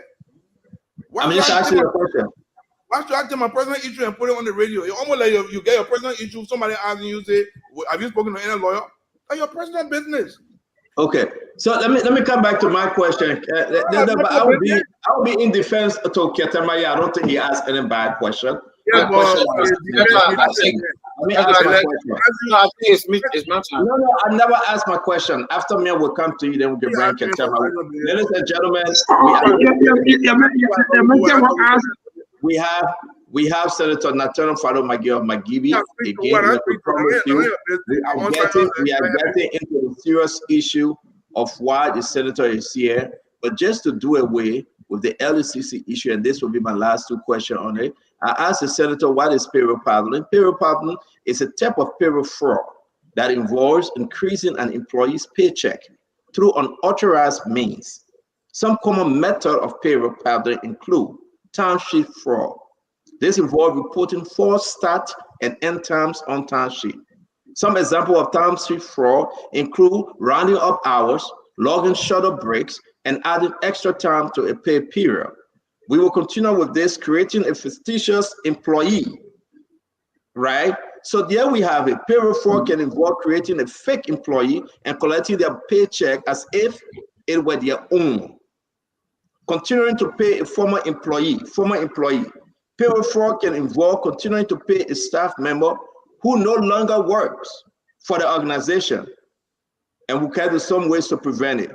Senator Nathan McGill, while you were serving as Chief of Staff and Minister of State, have you observed any of these things? Have any of these things were reported to you, sir? We are not hearing you, Senator. Apparently, you're working for LSCC now. LSCC argument, allegation, LSCC, let them go prove it in court. I can't answer that question. I mean, again, I respect you if you choose not to answer. Answer the question in court. No problem, but I think our audience just follow. Going into the case, you go into the case. That is theory. Stop it. That is theory of the prosecution. Senator, I'm not going to quote you. It just simple. Senator, when you say you're not answering that, I respect you. But our fans need to understand the reason why you want the LCC. So I just brought it up. I said that LCC saying the charge for payroll pardoning and it involve all this common thing, which is very important. Creating a fictitious employee. Payroll fraud can involve creating a fake employee and collecting the paycheck. 2, continuing to pay a former employee. Payroll fraud can involve continuing to pay a staff member who no longer works for the organization. The senator refused to answer this question, and I beg you guys, we have to move on. Yeah, listen, Santon, that's the theory of the prosecution. They got to go to court. What I can say to you that I did not do those things. And if the prosecution believes they have a case, we'll go to court. It's not for me to answer you on this platform. All I can say to you, I did not commit those crimes. And if the investigation believes that they have sufficient reason that I committed a crime, we'll end up in court. What will defend it? So it's not for the platform for me to defend this, for me to come and say I didn't do it or I did it, this and that. No, I'm not going to say that on the platform because it's a court Again, issue. ladies and gentlemen, we'll move on to other national issue from my end. I'm done with the payroll. The senator is playing the fifth not to answer because he before the LDCC. And you have, I want to bring you in, Kev. Then we're going to take, bring Ketema, not Ketema, Duaru. Ketema, can you run with the show? I'm not on the show yet. Okay, then Duaru will be a spectator. I mean, you got right if you don't want to answer Duaru's question. But Duaru will be here. Okay. All right. So, Kev, go ahead now. Yvette, Senator Yvette, what did you? No, I'm not answering you. Why did you? You're my conversation. Yeah, but I will ask my question, but you don't have to answer, Senator. No, but if you tell me next time you have a one-on-one, you bring it. I will not come with a one-on-one show again. I'm telling you something. Oh, Senator, you beat me. You scared? They're not one-on-one yet. They're not coming one-on-one. They're not one-on-one yet. They're not one-on-one. You're not baby. You get choose that. You're not baby. When you come, you don't have to. I'm not here for that. Okay, hopes Duaru, let Kev ask a question. Senator, you are quite correct, but sometimes due to inconvenience, no, you can't do that. When you gotta keep your word. When you tell me the one-on-one, you're not bringing. Senator, we agree. You are quite correct. It's true. What do you mean? No, you are quite correct. It's true. But Senator from McGill County, you call it ambush. I don't know. Ketema, please control the show. Let's bring in Kev Hassan. Yeah. But then you get one-on-one, then you can start bringing all of the show. No. No, those people are going to serve as a post analyst. The guy who come into analyze when you leave, so it's no problem. They can listen. Yeah. You can do all the analysis you want to analyze, but I can't ask sanction business and all that kind of stuff. I own sanction, they're not your business. I'll ask you Senator, Kev want to ask you whether when your senator minister say he's a rocker, that question can be asked now. Where is a rocker? You got driver. I can ask. Yeah, ask a question. Are you a rocker? No. Are you a rocker? Senator, let me say this. They talk about. I saw a senator put the payroll padding definition and out there. But should I put it back up? No, don't put it back up. Definition. Yeah, don't put it back up. Yeah, but nobody out there. We have not seen anybody out there saying they have not getting paid for the Ministry of State. Nobody didn't get paid. Matter of fact, when they fired the folks from the ministry, from the mansion, there was a huge fight. The mansion and Spoon Network was there. The mansion shut down every news media and said, do not go live. When folks were fighting at the mansion, breaking stuff at the mansion. The people who they say are ghost worker at the mansion. This network was there. And they told them, don't go live. That's something. Well, you were going at something. Let me ask you this, Senator. You were going at something. They talk about 600 and some more people on the payroll. We have seen this government lay down folks.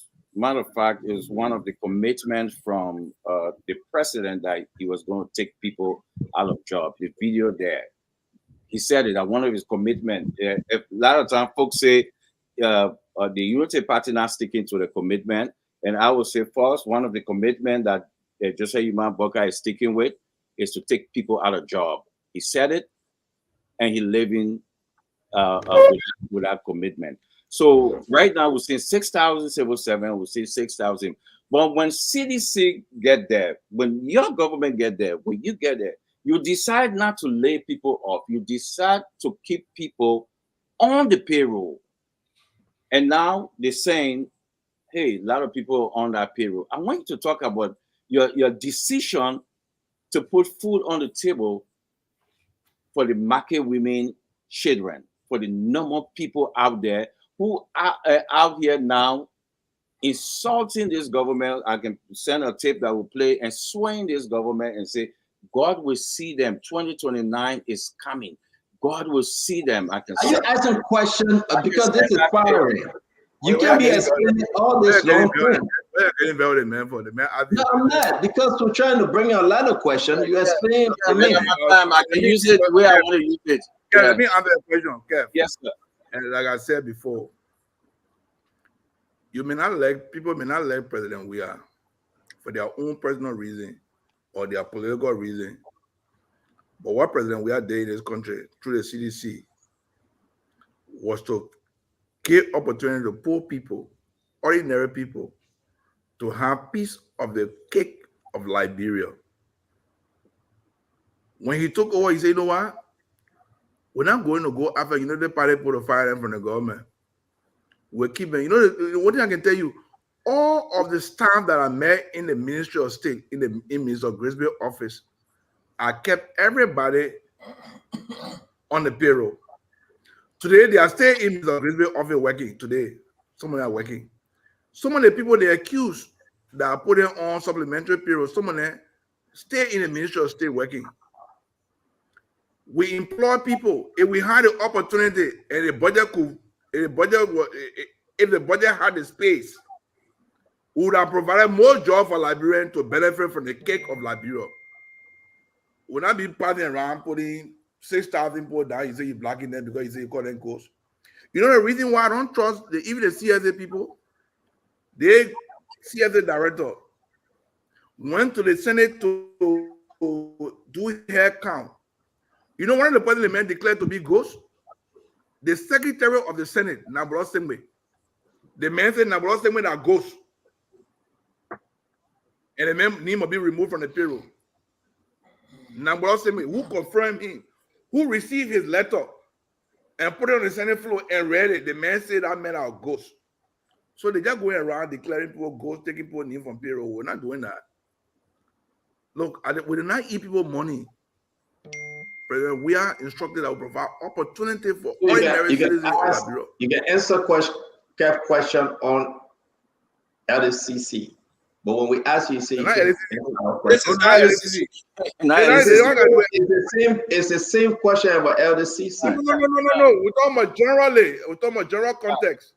We're talking about generally, not LCC. We're talking about giving people opportunity to work for the government of Liberia, not LCC. And that one you got to do a Ministry of State. I'm saying generally for the country, Republic of Liberia, not LCC. You don't got to do a Ministry of State. I talking about the entire context of the government. How the president gave opportunity to ordinary Liberians. The issue is not about Josh, we are giving opportunity.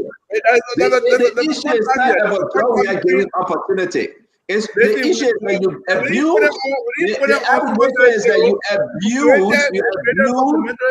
abuse your position. The accusation towards you abuse your position in a way that you follow the payroll. That's what I'm saying. The allegation.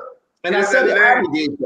Yes, I said the allegation. I said the allegation that you abuse your payroll, you abuse your position when you are serving as Minister of State. You abuse that position, and some of the folks now are speaking.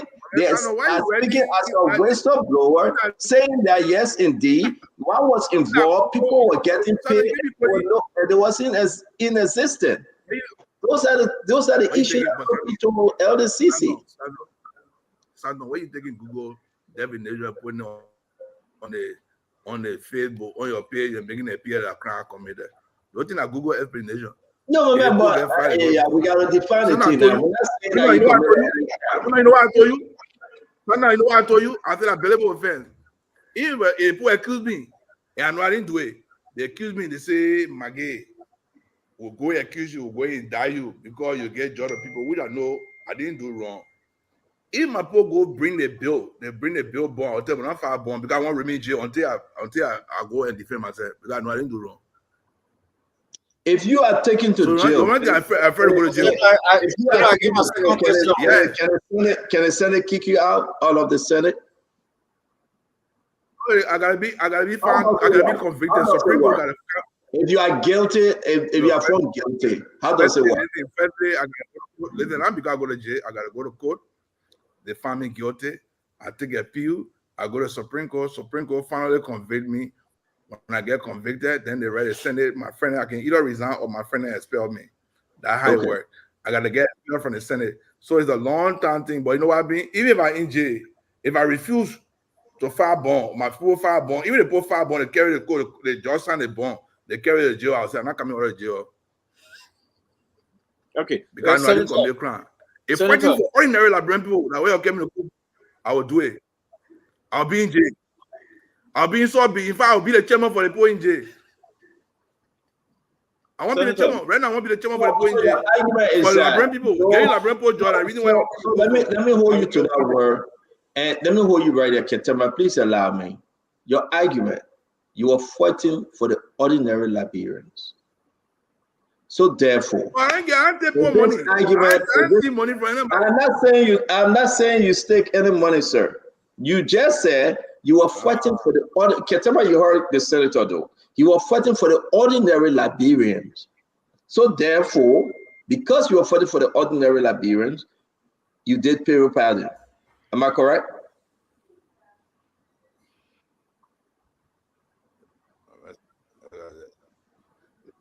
Hello? I did pay party, man. Start about team, man. Start on maybe value. You want to put my mouth? I want to have the pay party. You say I employ legal. We ask our question, then you get no party. No pay party. Okay, Senator, let me no pay party. I say, but if the government believe those 600, the government accuse me,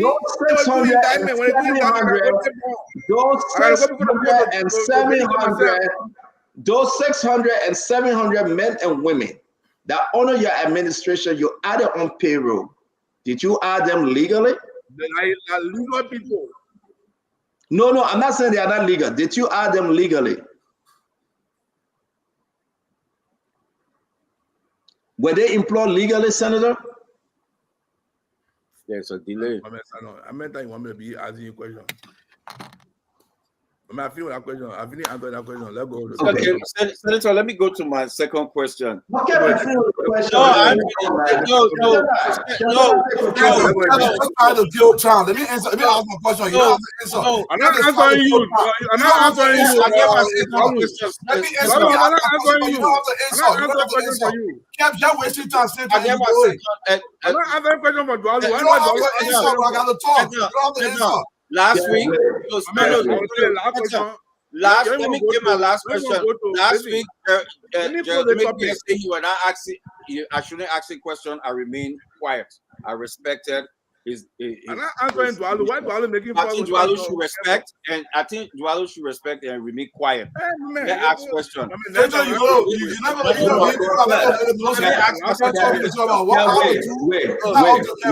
Wait, guys. Careful. We brought in Senator McGill. We have not gotten to the $20 million allegation. We have not gotten to the government attacking you.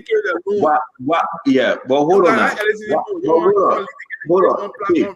Senator McGill, let me say this.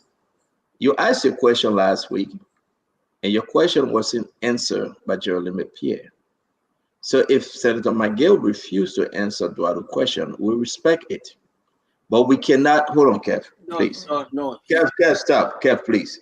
But Senator and every guest that come on the show can refuse not to answer any question. We respect that, okay? I want to get to the 20 million.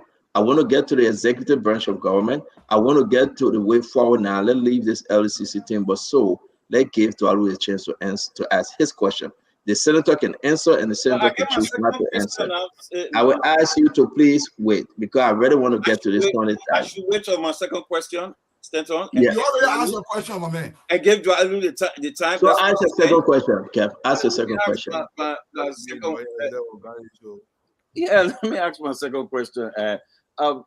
Senator, you're quite correct. You are 2018. You had an interview on Freedom FM, and you spoke about, keeping people on payroll, including Unity Party people. A matter of fact, a lot of our folks was like, Senator, why are you saying that? You said the government for the people. You said that. You on record on Freedom FM. You on record saying that. But I want to sway off this case. I think you answered it enough. I think you gave everything, and some of these questions should be for the LACC. But let me ask you this: the president on his way to China, and some say he will come back and bring some good stuff. But there's a bridge that you went to China and you actually signed an MOU. You did most of the payment. I think it will cost about 54 million. I want you to speak on that, called the China Belt and Road Initiative. The BRI. I want you to speak on that, because it's something that you went to China for, and you actually signed an MOU on it on behalf of. Can you speak to that? Well, first let me say it is our hope that our president will be able to get some support from China. It is our hope that the president will be able to get some support from China, given that he's going to attend. I don't know what, I think it's the FOCA conference. The Belt and Road Initiative was signed. The MOU was signed by the President Weah administration in 2019. And part of the discussion between President Weah and President Xi was a $54 million China aid support to Liberia to build two overhead bridges, call it two overpower bridges, one at the ministerial complex and one at SKD Boulevard Junction. And that project should have commenced in December of 2022. Unfortunately, due to some diplomatic disagreement, the project did not commence. But government being continued with it, I'm quite sure the Chinese will continue with that project under President Bouakai administration. So, just to clarify, that already in the point line, the commitment is there. So, I've been reading quite recently that the Chinese have started to re-engage the government and they want to start a project. But beyond that, we hope that the president will get some additional support. It is our hope.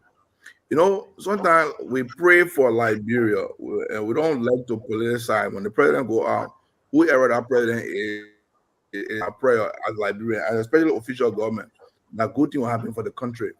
So we are looking forward to see what extra other thing the president will get from his visit to China, especially attending the FOCA meeting, using the Belt and Road Initiative as the focus for development for Liberia. Thank you very much.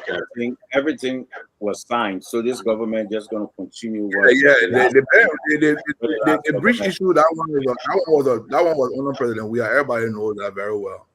Okay. I mean, the feasibility study, everything was done. The project should have started December 2022. They should have started the construction of the two bridges December 2022. But for some reason, was there any money? Did they give any money? I mean, did we receive money at the time? Yes, $54 million. I thought, but they did the feasibility. Did the government at the time receive $54 million? People don't give you money. Chinese people don't give money to the country. The way Chinese people will do their own procurement. They will find a company in China. They will go through the process. They will select the company in China. The company will come do the job. Chinese people don't give Liberian government money. They go to the way. Especially China A project done by Chinese people. Okay. They don't give it to China. They don't give it to the country. They just bring the development and give you the development. They'll build a bridge for you and give you the bridge. It's good to know that. So you're saying that there was no money, but you guys went through all the discussion and all. Did you guys sign an MOU? Everything was done. The procurement, everything was done. The procurement, everything was done. It was going to break ground for the groundbreaking ceremony was set for December 2022 to start the bridge. Okay. They selected the company. From our information, the company was selected because I was personally engaged. The minister office, the president office was engaged with the embassy to make sure that the bridge start. But for some diplomatic reason, the Chinese held back. The bridge project did not start. We are hoping that now with President Baga in office, they will re-engage the Chinese and the bridge project will start, because government being continued with it is a development for the country. But I think the Chinese are still committed in doing that. That is my understanding. Thank you. And that's a good point, because I think the president is on his way there. He will be there shortly this week, and then we can follow up. And thank you very much for clearing that up. But go ahead with your question, Mr. Eduardo, and I want to bring in Ketermal after you. Thank you so much. Hey, gentlemen, welcome to the show. And I'm glad the senator says he's not going to answer my question. Senator, I respect that. Hopefully I don't get interrupted. But I can almost guarantee you after my question, you will answer these questions that I have, because you will be tempted to. To the audience, you're welcome to the show. I want to say this. The senator is a senator of my republic. He represents the people of Margibi County and by large, the people of the Republic of Liberia. I think it is not doing the people justice if he refuses to answer the questions from the people. I'm going to say this. President, we are on Finance Minister Samuel Toy said, nobody in the Republic made more than $7,000 per month. That is a known fact. Nobody made more than $7,000. Honorable McGill went into, I believe, Washington, D.C. He promised you lot over $100,000. He paid hundreds of thousands of dollars of school fees across the country. He distributed money. He spent over $1 million during campaigning. His expenditure far exceeded his income. If you went with the number that Samuel Toy gave, which is $7,000, without removing taxes, Honorable McGill makes $84,000 per year, even though he was spending $1 million. My question to the senator, which he would not answer, where did the difference of money come from? Honorable McGill did not have a business before. He did not have a business after. Where did he get all the money from to support everything he was buying, he was spending, when he only made $84,000? Now, he borrowed over $200,000 from a bank, which is supposed to, I'm not sure whether he's repaid this money. This is my first question. Where did the money come from to spend millions of dollars, even though you only made $84,000? The senator said he's not going to answer. I'm going to allow the Liberian people to weigh in on that answer. Perhaps the senator has some magical money from somewhere that he's using. My second question. I told you money from your company. Hey, but you say you're not answering my question now. So let me just finish. You say you're not answering my question. My second question is this. The senator keeps claiming that they have to provide jobs for Liberians, so they got to put them on the payroll in Liberia. Mr. Senator, you have to know this. Government job creation is not necessarily through government. Senator, can you meet a little bit? There's a little feedback. Government job creation is not necessarily putting people on the payroll. This is how government creation. Government expands the private sector. But you said you're not going to answer the question. Senator, let him finish his question, and we can just wait to move on. But Senator, you are muted. Senator, you are muted. Senator, you are muted. You are muted, Senator. Can you unmute? Senator, I'm giving the show because I don't have time for this. You know, only when I take my precious time to come on your show, Santo. I don't have to be doing this. I do this because out of respect for you and people like you. I come to talk with you. I'm not coming to be engaging in this kind of discussion. And if you don't want to have the conversation, I will just peacefully say thank you. I will leave. I will leave for the sake of the people. I will leave. Mr. Duaru, don't leave. Senator, we are all Liberian. You represent the people of Liberia. If you feel Senator, we came into a place, you say you will not answer the Jerry PSA, I will not answer any question from Cap. We didn't push Jerry Limipia. Jerry Limipia didn't leave. He didn't answer any of Cap question, and we completed the show. He have asked his first question. Guadu is asking his second question. You told me I'll be leaving 9:01. But again, Senator, you are the senator for all Liberia. Hey, man, taking my time. You have to keep your word. If I But come to then, show, we have an agreement.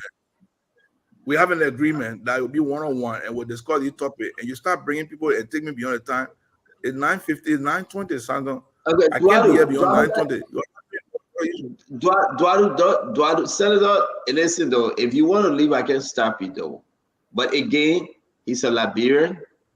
He has to come in or ask No, two they're not- questions. they're not Only how it two works. They're not how it questions. works. You are stopping No, your listen, fellow Liberian for asking you a question, and you say you want to leave. Of course. The man you have asked It one doesn't work. question, allowing to ask a second question. Every time I come to show dollar myself, every time I come to show dollar myself, all we having is back and forth. Yeah, but it's If not people a want back to- and forth. Let him ask a second question. It's not about me. It's not Well, about let me. he ask a second question. I will be too unfair to the audience to allow Duadu to leave. Let Duadu ask a second question, Senator. Senator, you are senator for the entire Nigeria. You don't have to answer my question. I can answer. You don't have to answer, Senator, but I can ask my question. And I think that's fair, Senator. I think that's very fair. My second question is straightforward. Government is not meant for job provision, Honorable Senator. Government has to do things to expand job creation in the country. Your responsibility of suggesting to the Liberian people that a sound document that I did not fact check is to some extent irresponsible. And I believe anybody who's signing a document is not verifying the facts of that document. You are doing the Liberian people a disservice. I want to say this, Mr. Senator. Do you think you are using the Senate to shield you from these prosecutions because you think the courts are going to favor you because you got part of the courts with judges that will be favorable to you? Senator, that's my last question. The Senator may not answer. We can move on. Yeah, but just hang up. If the Senator may not answer your question, we're about to go to post discussion. Senator, if you're not answering the question, I can come in with my question, if you don't mind. Are you still with us? Senator McGill? I'm the question from the man. Okay, so Senator McGill have declined to answer Duadu's question, ladies and gentlemen, just to put that on the record. Senator McGill, let's talk about $20 million alteration within the budget. And here comes the request that you guys should please go back and recast the budget. I want to give you the chance to speak to it. You have an investigation going on from Speaker Funati Kofa, the House of Representatives. Are you guys doing an investigation in the Senate likewise? When will it commence? It is my hope that the Senate leadership will conduct an investigation. We have sufficient evidence to show that the budget was altered, that the budget that is honored, that the current budget that we're operating with is not the budget that was approved by the legislature. We've said that to the leadership of the Senate and want to commend the House for initiating an investigation.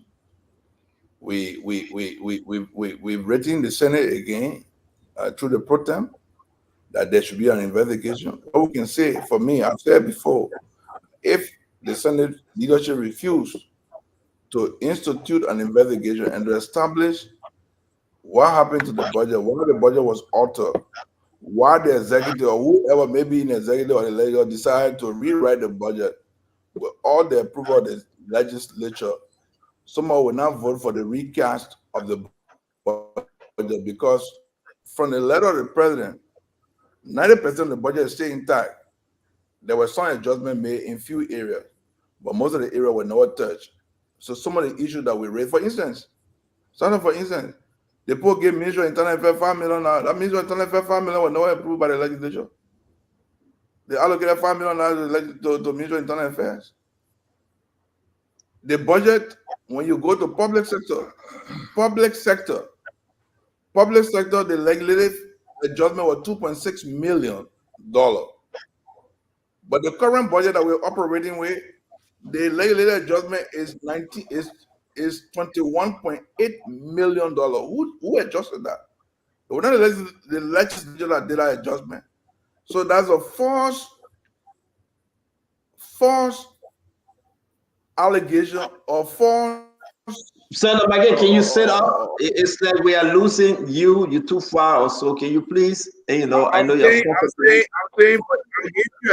give you an example.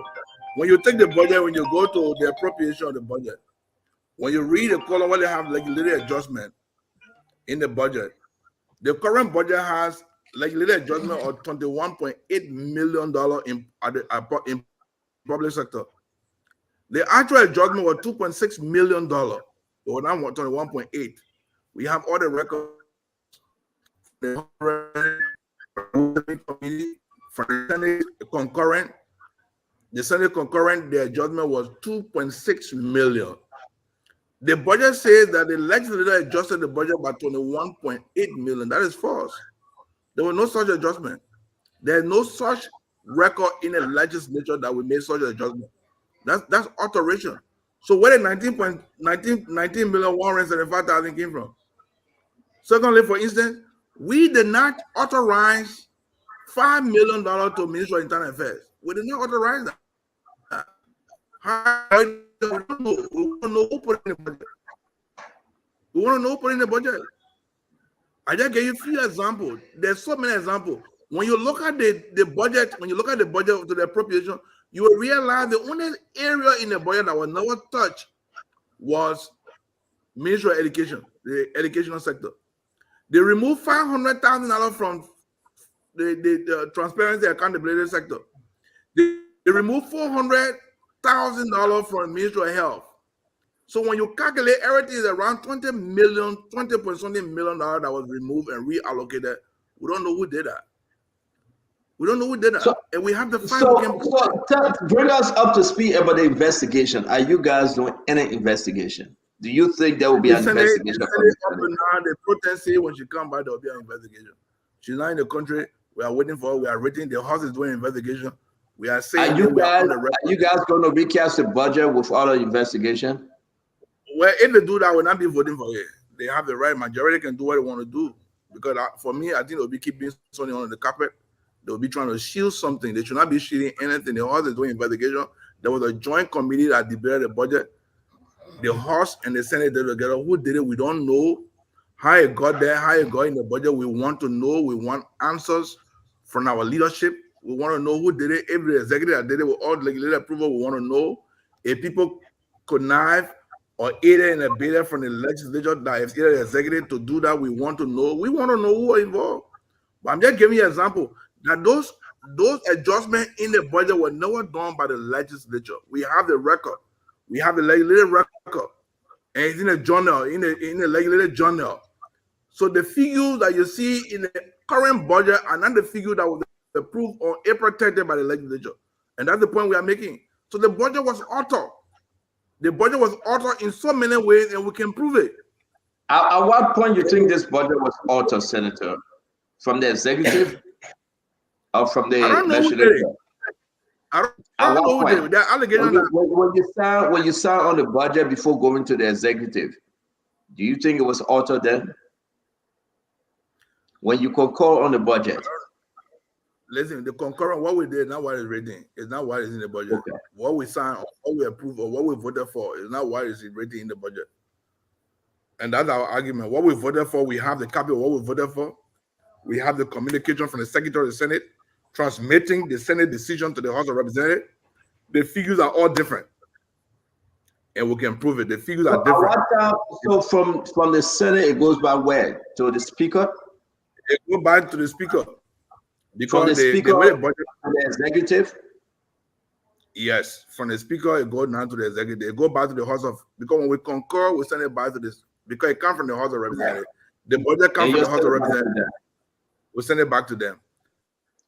So why you send them? To be simple now and move forward, why you send them? Why you concur on and send them? Everything was unique. There was no problem when you send it back to them. Of course.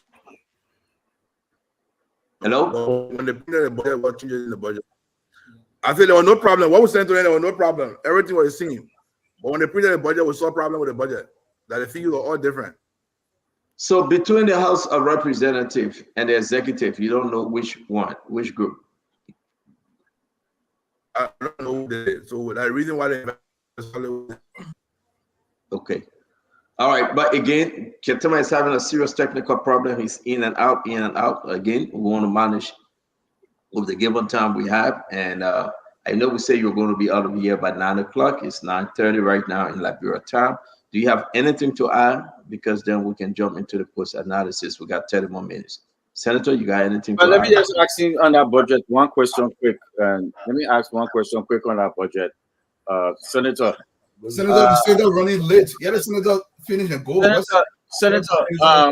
Senator, there's a $1 million for that was it shifted or that was added onto the Water and Sewer Corporation.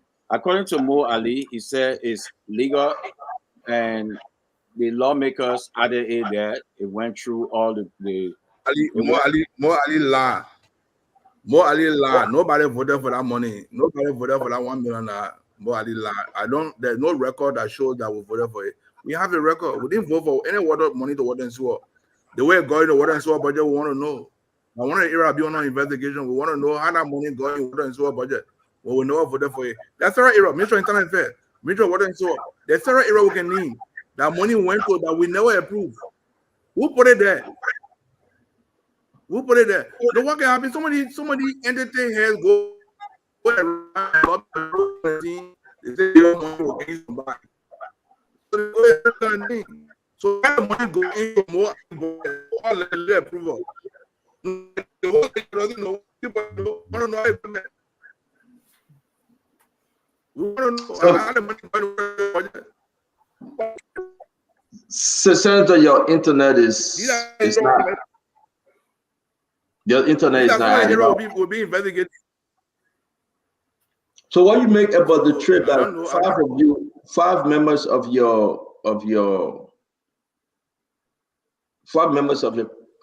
the Senate coming to America, the letter was written to them to pro tem.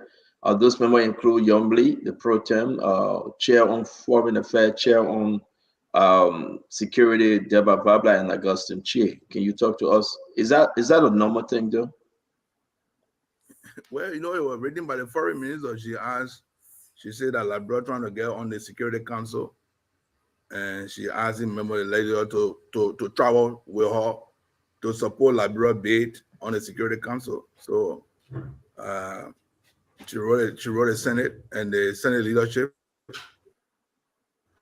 5 members of the Senate were selected to attend the regarding Labrador. I think they're trying to lobby for Labrador membership to be on the Security Council. So that's the reason why the 5 members were selected to attend the section.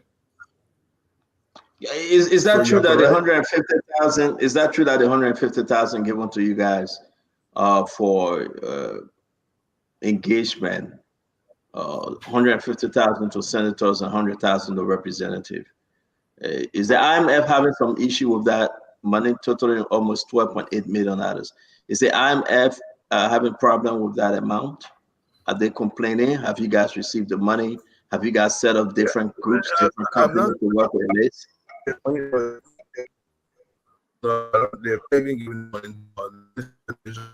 We are not hearing you, Senator. Your internet is bad. We are not hearing you at all. I have not spoken to IMF. The money is still Ministry. We have not gotten a penny from that money. The money is still with the Ministry of Finance. There's no allocation to any senator representative regarding the allocation or the project for the communities. But that money belongs to the people, to the ordinary people, and not for us. We just design a program. The executive go and implement the program. We don't receive the money. We don't touch the money.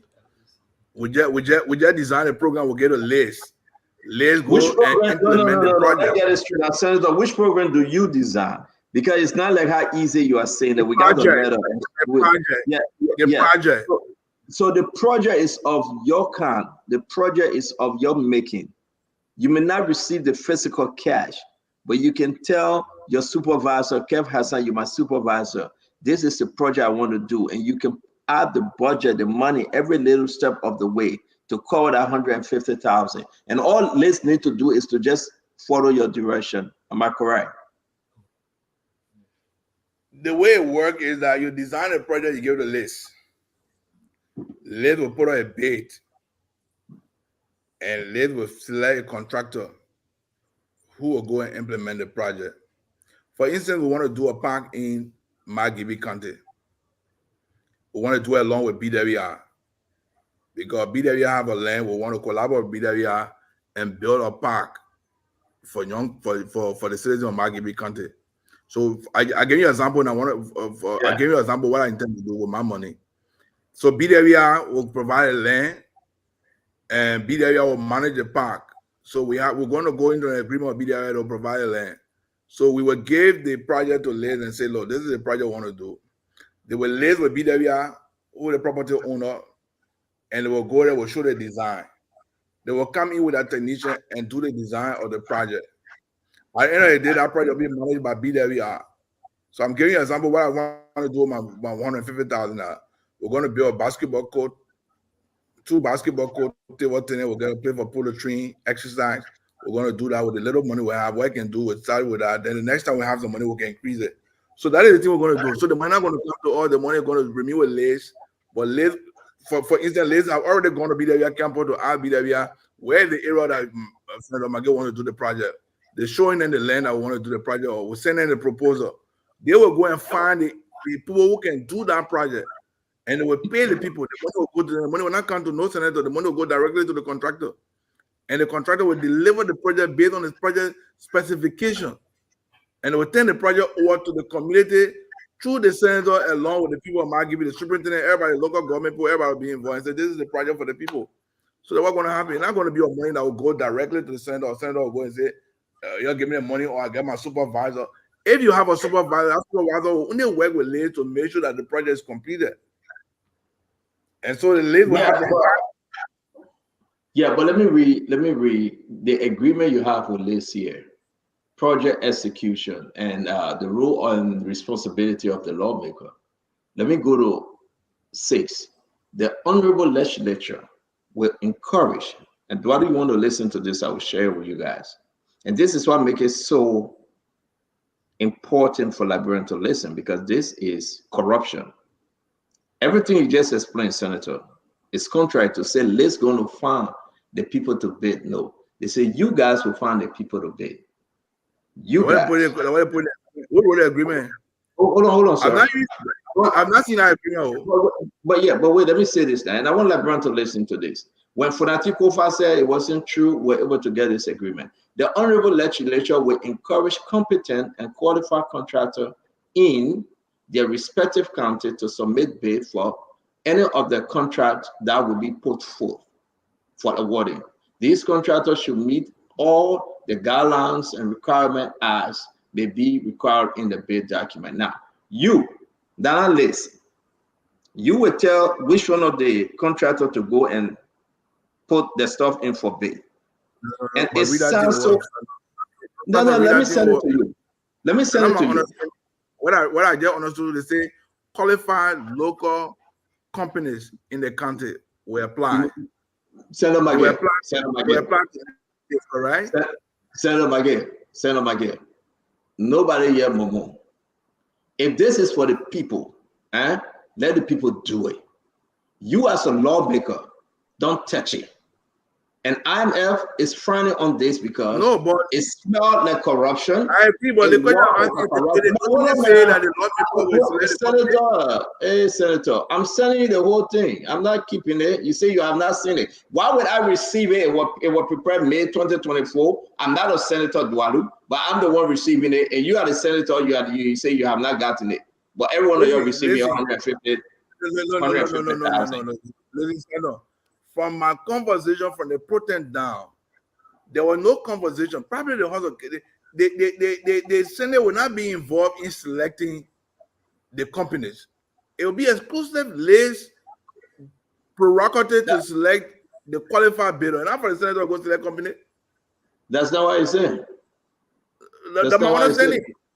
As far as I know, that my understanding. When the Senate had a meeting, the protest was very clear, and the entire Senate was clear. We're not going to get directly involved in running the project. All we'll do, we'll get a supervisor.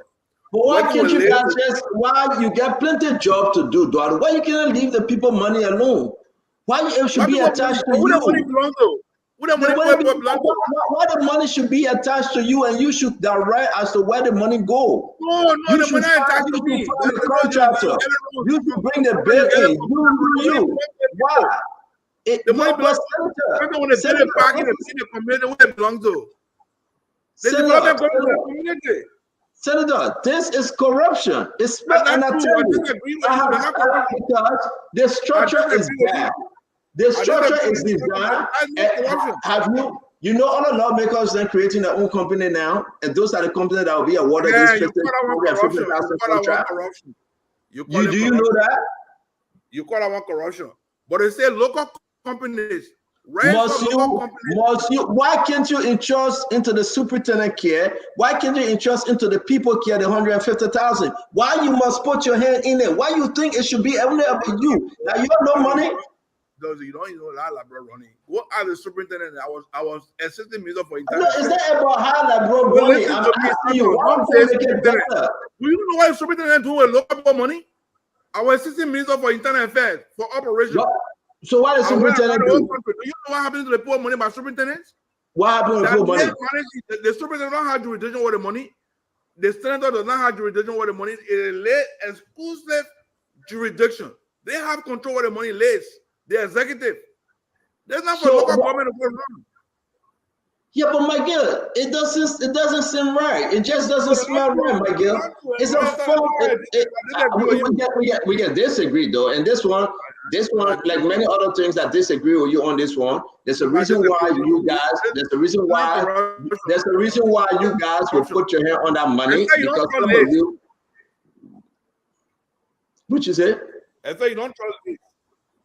I trust Les, but you guys are strangling Les. You guys come with bogus company. Some of you come with bogus company for Les, so award the contract to them. I'm not even seeing the money from Les. Some we're arguing saying we're not even seeing the money. The money not even available. Yeah, because you know what I'm talking about. That the IMF is trying of this money, $11.8 million. It's not small money. But Senator, do your closing. We really appreciate you coming on tonight. My closing here. I want first of all to say thank you. Well, let me say this.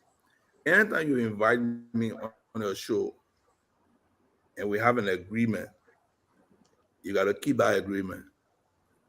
When you say, McGill, I want a one-on-one with you, it should be a one-on-one. You live in America, you know what agreement means. When CNN, Fox, ABC, another news network go and say, we want to have a debate with you, we want to have a conversation with you, and this would be the rule of the conversation. They follow the rule. They don't change the rule. When they get on the show, they start changing the rule. They don't do that. They don't ambush their guests. Senator did that one. Keep that principle. Senator did that one. You are afraid to take a dual question. I mean, that's it. The next time when you say coming on the show with everybody, you tell me, say, when you come on the show, there will be panelists. There'll be 5 panelists. You will have a faith, and I agree that I come. But if you say it'll be a one-on-one, that'll be one-on-one. That's the first thing you got to keep as a principle on this show. Don't bring people, then you bring other people. You call it ambushing them. You don't do that. Senator, you've been through this. You're not a stranger to the political system in the country. I agree that you made mistakes.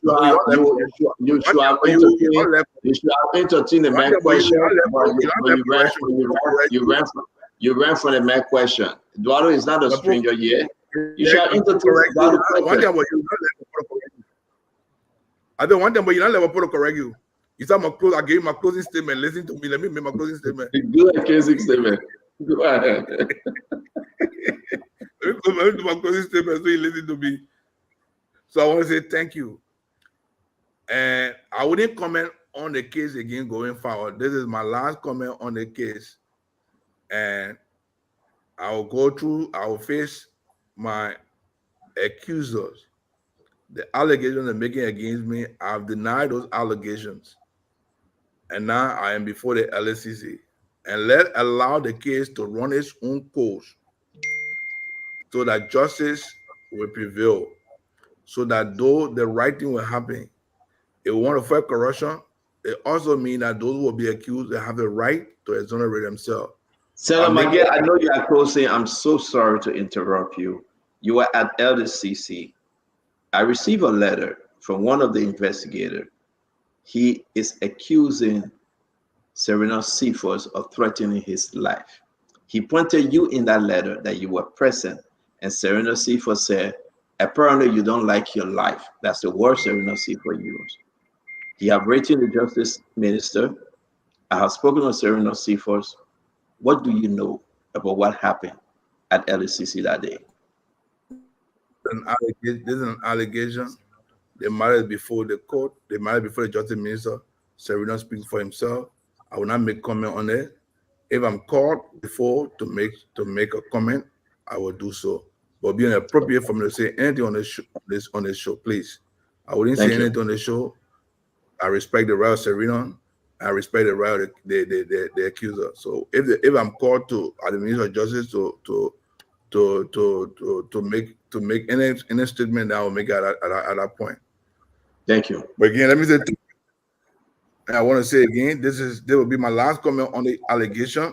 I wouldn't say anything because it might be before LSCC, and we'll look forward to LSCC bringing their findings, and we'll take it from there. So thank you. It was a pleasure coming on the show. The next time we can talk politics, we can talk Maggie business, we can talk legal business, we can talk other issues. But we'll not talk two things I will not discuss. Anytime I come on the show again, I will not discuss anything about sanction business. I will not discuss anything about LSCC issue. Thank you, and God bless you people. Thank you, Senator. Thank you very much, Senator. Thank you very much for coming. As always, we appreciate you. Ladies and gentlemen, y'all take your time to go to the studio next time. You have a serious internet problem. He gave me a hard time. I want to welcome every one of you as we do the post analysis. Hey, listen, I knew bringing Fadiga and Eduardo on the show, the senator are going to refuse the question, but the senator decided to entertain all of Kev's explanation and question. Again, the senator and attorney Father McGill went into it on the same question issue. It was a great show, but we really want to be ending the show 6 p.m.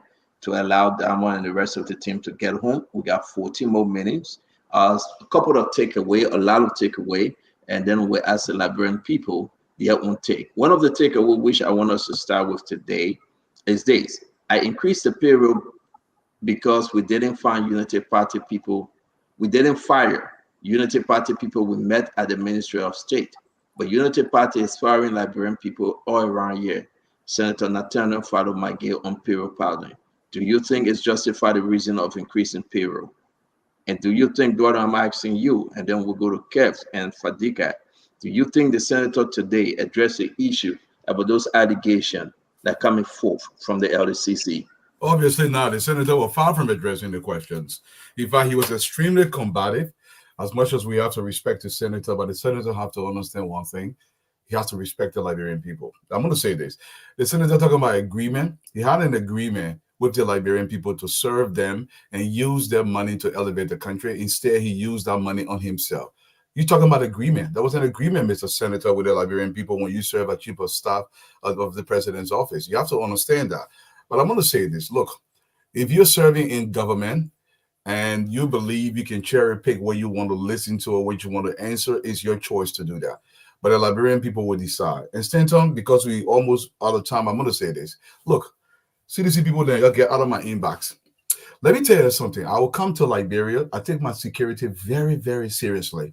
I don't mess around with my security. If you think somebody's going to harm me in Liberia because I ask tough questions, you're out of your freaking mind. And if you're even successful in harming me, trust me, it will be taken care of. So don't sit there and think because you got some few change in your pocket, you're going to threaten me because I ask your God a question. You have to understand this. This country has to change. And the people that are literally bugging down this country are not going to allow it to change because it benefits them personally. Stanton. Okay, real quick and sweet and short, Kev Hassan. Again, the same thing. We had a great show with Senator Nathaniel Fado McGill. Let me hear you. Do I start crying like baby, man? I go through this thing every day. Somebody try to, you leave that baby thing. Listen, let me say this, guys. Unless maybe if you have a mind or eyes of a Stevie Wonder, but if your eyes can open and you can see, you know they find people around town. The senator, correct. They find people every day.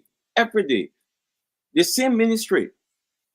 They fire people from that ministry and they hire their own people and put the people there. So it clear. But listen, the Unity Party, if anybody who followed 2018, 19, they talk about the wage bill went up. They talk about the CDC increased the wage bill. The reason why the wage bill will increase because George Manawia said, I will not fire Liberians. Whether you vote for me or not, I will not fire. Unlike this government who find only sedition and other party people who don't vote for them, it's different. It's different then. The minister is on record. Senator McGill is on record on Freedom FM, 2018. He said, I will not fire people. They got to live. Not this witch hunt and witchcrafting and evil thing that going on now. We don't recognize the Liberia that we knew, that everybody entitled to eat. Stanton, I can send you this tape if you can play. Let's keep under the 2 minutes now because we gotta come back to do another round. Yeah, but Stanton, I can send you the tape if you can play that tape and let the people see that Liberians are swaying this government and swaying them. So the senator was right. The senator completely right. We've seen it unless you have the mind and eyes of a Stevie Wonder. But if you can see and you can hear and you understand, you will see, unless you want to be a wicked person. I beg you, Fadiga, I beg you. Hold on 1 minute, Fadiga will come to you. Duaru, those questions you asked Senator McGill, can you ask the question again? People are asking the question is very simple. Before you do that, why do you think he didn't answer you? Because Arnold McGill has his reason. I'm not going to look into the man's mind. I'm going to allow him to answer that question at another time. This is very simple, Stanton. If McGill's salary, according to the government itself, is $84,000 before taxes, and his expenditures is north of $3 million, my question was very simple. Where is he getting the difference of the money from? Where's the money coming from? So you already gave him the loan from the bank. You added that to it, no problem. No, I think the loan from the bank was over $200,000, but it still does not equate so to. You don't care. You agree that he got a loan, but yet still you're asking whether it's over to the amount. It's different. You know what's out of the business? He didn't own a business. Wait. He didn't start a business. He did not own a business. He did not hear a cocoa farm from a pa. He did not have anything. Where the difference of the money comes from? What money is he talking about? It's a fact. It's a fact that McGill spent $1 million election. Do you have any proof? No. Your second question is concerned Kev. But let everybody have the chance to talk. Your second question was very firing, and the senator said, well, he got to leave the show. And I was taken back. Talk to us about your second question. Why was it? The second question was like twofold. The senator we believe he's using the legislature to shield himself. And secondly, they have part of the courts. So every single thing, every sedition will run to the court, like Gracious Raleigh will go into the court, go into the Supreme Court, because they believe they have some favorability with the court. As if to say this is an agreement. Does the court have an agreement with CDC officials to let them go whenever they go to the court? It's a simple question. And it appears as though seditions have a favorability with the Supreme Court. Every time they go there, they let them go scot-free. And the Supreme Court will not rule on cases. They will hold it in chamber for as long as it goes, and nothing becomes of it because sedition believe they're part of the courts and the court's going to protect them. It's a fair question. Okay, so let me bring you in. You heard the Fadiga. Let me bring you in, Fadiga. God, man. First, I listened to all of you guys, and I listened to the senator trying to dodge the question. I was very keen to few words he used. Let me put this into context. Back in 2022, the United States made some serious allegations, levied some serious charges against Senator McGill. I'll read few, just 2 or 3. He said he received bribe from potential investor. He accepted kickback for steering contract to company which he had affiliation with. There is a man that is being accused of corruption. This is just few lines that I'm telling you about. Look, they say when you walk like a dog, you act like a dog, it probably is a dog. The American made those allegations. Granted, these are all allegations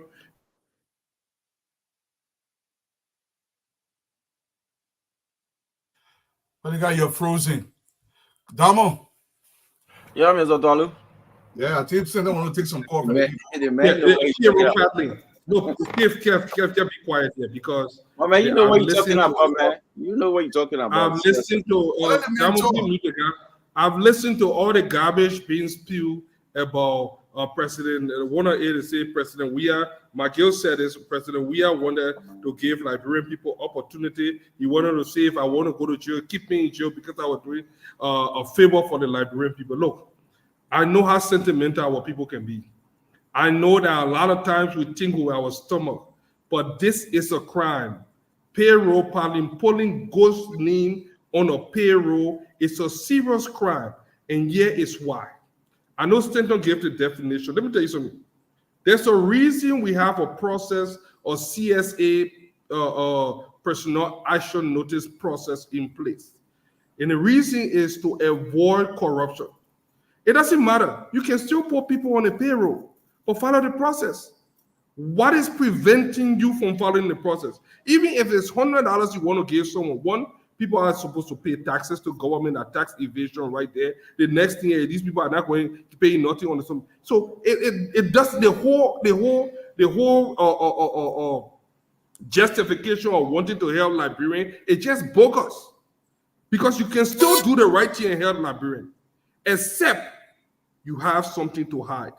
And that is why, or you intend to commit a crime, because you not want to play on the sympathy of the Liberian people. Because I have one Abu Kamara in my inbox that was a victim, and several other individuals that tell me that they never received money. How do we identify these people? How do we know that these are actual people and not ghosts? That is why we have the personal action notice. It will bring about accountability. We have documentation of all those people. Their credentials are verified. Even if you want to give them KDJ or whatever, there is some documentation that if Peter Paul comes here and say he's getting money from the government can account for it. These guys treat government money as if to say you can do that with your personal money. You can do that with your personal company. I think the senator just indicted himself tonight. Because if the justification would be, oh, because I wanted to help Liberians, so what? That still doesn't mean that you cannot follow the law. The law says that you need to get a job, my man. You're trying too hard. Give. I tell you, need to get a job. You're trying too hard. You're not even making sense. Let him finish. I beg you. I know you tried to be a brainiac on the show, but I'm telling you,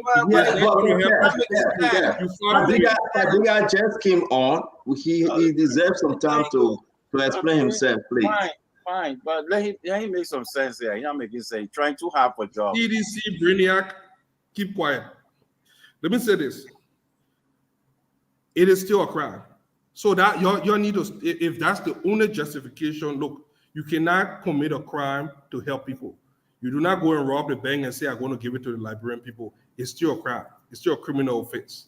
You cannot put people ghost name on payroll and say, you know what, I wanted to help my people for Baba. No, they are. If you believe that these are real people that you want to help, bring them in. Say, you know what, we ain't got no job for you. We'll give you free money, but this is what sound for you every month. So when the Liberian people decide why we give you money, we say Mary Paul was an old crippled woman or blind woman living in Group with the second. We gave them the money on XYD. You will show that her ID card was you. That is why we put those things in place. Public fund is not your personal money to use at will, to spend at will. And that was the reason why you were sanctioned. And I pray that you understand some of the reason, because I was looking at the thing and I'm looking, I would, on a personal note, there are a lot of good things have been said about Senator McGill. A lot of people believe that he's a very generous person, but also that still doesn't mean that he has not committed criminal offense. What they did was criminal. The law warrants against it. Senator, I want to ask you a question. Can you give me 10 seconds to ask a question? Let me put this up. We'll come to you. Let me put this up real quick. This is the senator. My prohibition case that was filed with the Supreme Court felt like I was fighting the war against corruption. I asked my lawyers to withdraw the case and allow me to face the LDCC because I'm a champion of the war against corruption. Is that so? I will That come is to you. Let me laughable. ask, is that so, Fadiga? That is laughable. And now one of the questions I wanted to ask him, my question would have been, what will you say to your critics that believe that this is laughable? There are some men that were accused of mountain of corruption for accepting kickback, bribery to a list or something, and now want to present himself as the champion against corruption. I mean, come on now. So just my Let take. me ask you this question. Real quick. I want to go to Dama real quick. Stanton, if what McGill did, right, to sign payroll and folks that are working currently, we have seen the list. I'm asking you this: you think Grace follow the CSA rule? Do you think? So let me say this. Number one, and I would defend that. I would defend Grace Bay on this one. Jose Yima Bwaka took over. There will be no way Jose Yima Bwaka will use those domestic temporary employee, whatever you call them, that were assigned to the former president George Manawia. It can't happen. Every president bring in their own staff member, especially the personal staff, the domestic staff, that is considered. Hold on. Let me end this. That are considered domestic staff. We know the group that were assigned to George Manawia, they will not be assigned to Joseph Mabwaka. So if Grace Bay came out with a list and the president, domestic staff, and other people come out with that list, I believe that it's a fair game. I cannot put this on Grace Bay. So you agreeing that according to you now, you're agreeing that there was workers there because this person cannot use those people who are on that payroll. But you know the president cannot use. Yeah. So you agree that you know that President Joseph Bwaka. The ghost allegation. I'm not talking about ghost thing yet. Wait. I just want to let me. The guy is bringing up. So you just debunked Fadika that. And I hope you understand me. Duado. Grace came as chief of staff to Jose Yima Bwaka. You expect Grace to say, okay, who was the cook for Joe? Where can let me hire you to cook for Jose Yima Bwaka? Of course not. Of course not. So we agree. So the next time we are looking at it now. But hold on, we agree. So Fadika just lied. Yeah, go ahead, Stanton. No, we just want to hold on. My issue here is I'm not arguing with you though. I'm not arguing with you. I'm saying thank you to debunk Fadika. I'm just telling you thanks to debunk Fadika. I don't know what you mean I debunk Fadika, but hold on, let me make my point. All those people them that they replace our go. Thank God, Kev. Thank God, Kev. We have it for only one day. I have it for only one day to go. I'm just saying you thank you. Thank you. Thank you, Fadika. That's the issue. And I would defend Grace Bay on this. Now, we can talk about other things that Grace Bay don't, but on this one, I can defend Grace Bay because he's there to protect the president. He's the gate man to Joseph Yima Bwaka. There will be no way he will come for the gardener, the cook, the cleaner from George Banawia and say, can't wear because no. Those people got to go. And now, when people say, well, you hire people to that position, yes, because we remove, George, we have personal domestic staff, the former first lady, personal domestic staff, and we have to bring in new people. That's why you are saying we are hiring people, period. And that's it, my fellow Liberian. Grace Bay and the other people, they didn't say, okay, we're going to bring people. No. Those people, listen, I visited Jose Yima Bwaka when he came here to see me 2 weeks ago. We're on the show and I sent Eduardo the text. I said, Eduardo, I got to run. I got to see the papi. And when I sat, they said, oh, we got protocol that Stanton, stay in the living room. When the papi heard the papi said, I stand on here, say, must stay in the living room. He said, bro, bring my son in my room. I enter in the papi room. He said, you're close to the door. We're laughing, we're talking. You got some good men and women surrounding the papi. Good people, but they are new. And he asked me, he said, ask them for the name. But instead of me asking them for the name, they know me. They were saying, oh, Stanton, thank you. Stanton, thank you. I said, what's your name? What's your name? What's your name? Mama Car saying that I even know Mama Car, but when I look at the yellow machine picture when she was on top of the car, I got to know that Mama Car. Seriously, I didn't know it was Mama Car. To confirm me, I asked somebody, I said that Mama Car, they said, yeah. I didn't talk to her. So Stanton, you agree? That the corner said none there, and the fellow looked familiar. I said, how you doing, sir? He said, hi, and I'm on my business. I didn't talk to Dr. Cullen. So again, let me say this. You will have new people that got to protect the president. Those people the president trusts, they will come to him. So it's not a problem. Now, Can you agree with the nepotism that happened? Grace's son, the papi. Senator, the allow Kelly and let me ask you something. Eduardo, I want to go to this thing. Do you think on the show tonight, Eduardo, let me ask you, then we'll bring it down. Was there any admittance from McGill some way, somehow, that yes, indeed, the part of the payroll? I'm not saying whether he walked away with money. Yeah. But people still look at the definition here. I'm begging you. And I want this to go with the Liberian people. So you can read this better. And you understand McGill refused when I flashed this. He refused to even talk any further on payroll pardon because this was a key. It's a type of payroll fraud. Do I want to continue if you like, please? Yeah, this is what Senator McGill was doing. Like, he admitted to this almost unequivocally as to what he was doing. But this is what he's saying. He's saying every time he answers that in the affirmative, he will say, well, you know, we try to provide law job for Liberian people. It's a bad thing I do. He's trying to get the sympathy of the Liberian people by suggesting this is what he was doing. But Stanton will refuse to ask this question. Over 700 names. Do we have the listing of those names? Do we have the pay We voucher? do. We got a list. Okay, the pay voucher for this name and the reduction of taxes, etc., to make sure they're going through the same process. So here's the thing, and you asked a good question. We got a list, the entire list on George Manor when McGill was there. We got how much they were paid those vouchers, and that the vouchers McGill attested to because they show it to him. They say, yes, your signature. They say, yes, they increased, right? It was at this level. You put it to this level. So the senator got no other choice to say yes. Yeah, but Stanton, the government does not pay now, or even under President Weah, the government does not pay you with check. The government was in fact, what's your bank account? They transfer that money, so everything is tracking. But you got a bank statement. Yeah, the bank statement of each individual, the money being transferred. So you can't suggest. Let me give you let me say something that, anyway, the person will forgive me. This is what happened. There's a gentleman that had a company, and I will say this very clear. Almost 12, 15 individuals from that gentleman company, he was collecting the money. Correct. And those individuals were non-existent individuals. Correct. That gentleman, and many of them, tend to be a whistleblower. So nobody just walk up. LCD didn't just walk up and say, Dualu, Fadiga said he took $100 from him. No. Fadiga went to tell.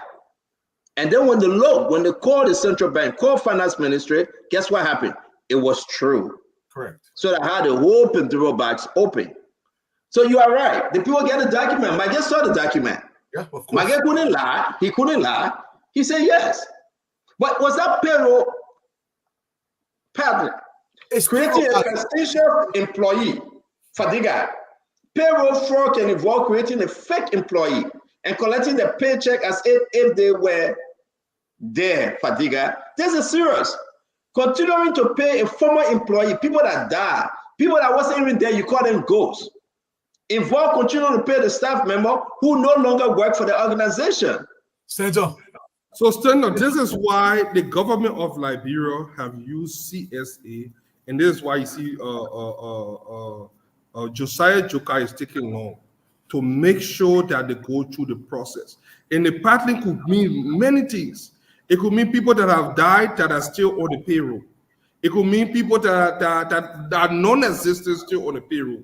It could be inflicting work hour in Liberia because it's not ours, so the hourless company will not ready to work with us. It could mean not even having those physical people there. So what happened here is, if you go through the personal actual notice procedure, they document your status, they gave you your hiring date and time, they ensure if there is change in your salary, it's everything. So it's to protect us.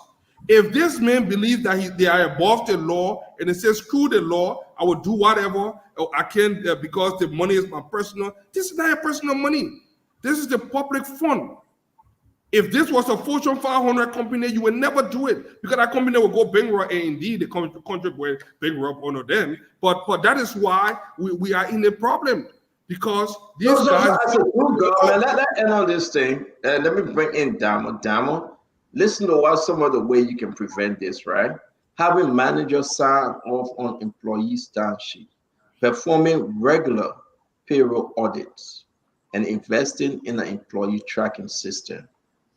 This is the You way cannot do forward. that if there is no process. The process is not far. The reason a pen process is needed is to avoid this, to make sure that this thing doesn't happen. How can you audit something that doing where you are auditing? How do you track those people? How But do you that's know what I'm saying. I'm talking about the way forward, not for the worker. Yeah, that's the way. So it's not Those possible. things got to be in place. Stanton, let me come in a little bit. I know Father God having a sweet time. Wait, I'm listening to you guys. Payroll padding and this on McGill. Why this government employ hundreds of people at that mansion as we speak, not through CSA payroll? Why, if they want to change, why they're not using the CSA payroll? Why they still using the same statement? Why they still using the same statement? You see, this is the thing now. Where are you getting your information Your from? everyday panelists don't know that this government having supplementary payroll. You will make a BLY again. So you see, this network, a lot of people listen to this network. So for one of the panelists to come to even know. So if this man don't know that this government under Brisbane create the same payroll and they're paying people as we speak, then how can this man speak on issue that he don't know? It's a waste of time. And again, let me make one correction.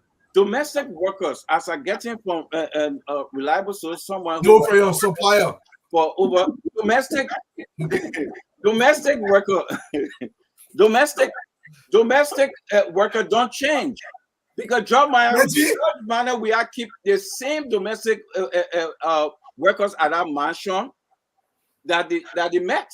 You said domestic workers at the mansion. Some people been there for 10 years, 12 years. What kind of domestic worker are you talking about? So what you talking about, Stanton?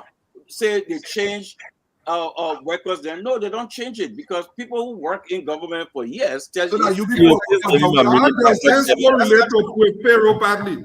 How does this correlate with payroll paddling? It's 10-12. We gotta go. What's going on right now? What's going on right now, Stanton? You know, and Stanton, can you put that list up so for the guy can be up to speed? Can you put it up? I can send it to you. Stanton, I can send it to you. So that the panelists, imagine, Stanton, you put it up on your there. The supplementary payroll that going on. Can I send it to you? And you put it on right now. Wait now, we come down. You say you want to send me the supplementary payroll list under this government. Yes. Send it to me. I'll put it. And up. I want you to put it up. And make sure get 20,000 on our list. Go ahead.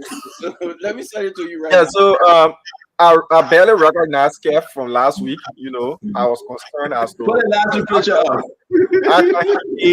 So automatically I got concerned. But seeing him black again, I'm concerned whether he will be green next week. But it's good to see you, Kev.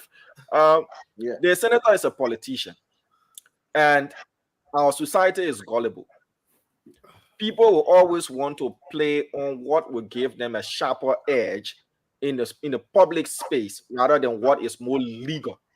So Senator McGill is playing on the team that are employed Liberians. If you want to put me in jail for that, you know, I'm willing to go to jail and all of that. But what is the more legal side? As I memorized the LACC letter to the core, and one of the three accusations is not follow administrative malpractices, you know, payroll padding and acts of corruption.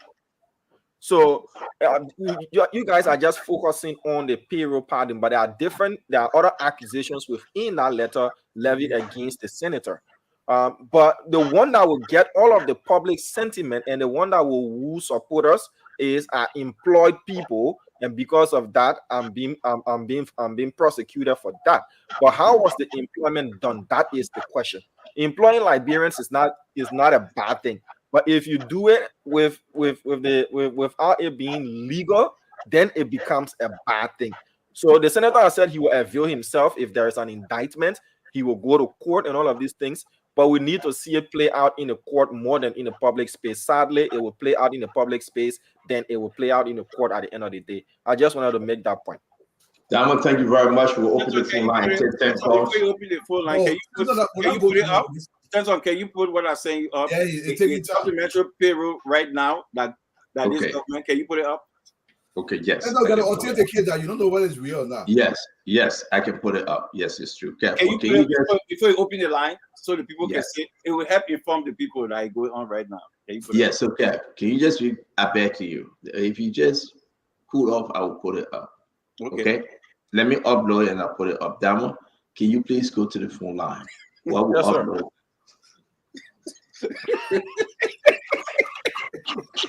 He gone. Said I'm gone. You never put it up. He gone. But it takes time. Go to the phone line. We gotta upload it. People out there, this time of the night, it's very slow. We gotta upload it, man. We gotta upload it. Don't go to the full line, thank you. The number is to call 0777-771-075, 0555-101-075. For those of you who want to participate via WhatsApp, probably call the overseas number in the care of the CEO. We are working on getting a dedicated number for our nighttime shows that you can call on WhatsApp. But so far today, we just take local calls from our end, and the CEO can take the foreign calls there. Hello. Okay, we lost that person. Hello. Let's hear you out, please. Comment? You live. You ever see the care with message to carry to rap? If I can get message to rap. Last time, man, we very Senator say one for that man. He always behind Joseph Walker no one listen to like black people, and he doesn't want to listen to all. We the listener of this particular program.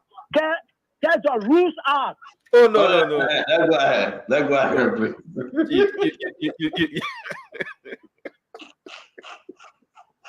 The enchanted viewers and listeners, that's a serious people. The person having their first meeting on Saturday. Hello. They'll kill me. Hello.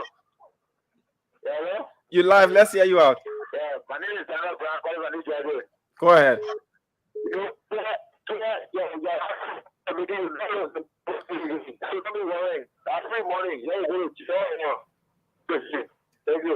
Thank you for calling. Let's take this next person here. Hello, Damo. Good evening. Yes, sir. Let's hear you out, please. Thank you for Vanna is money. Thank you for the show. Well, my talking about how to go to the CEO to not directly. You know, I don't know why CEO now can respect with the viewer on the show. Why being Kev on the show? And then insult our president or anybody receiving CEO will take the full responsibility. Kev have nothing to offer the program.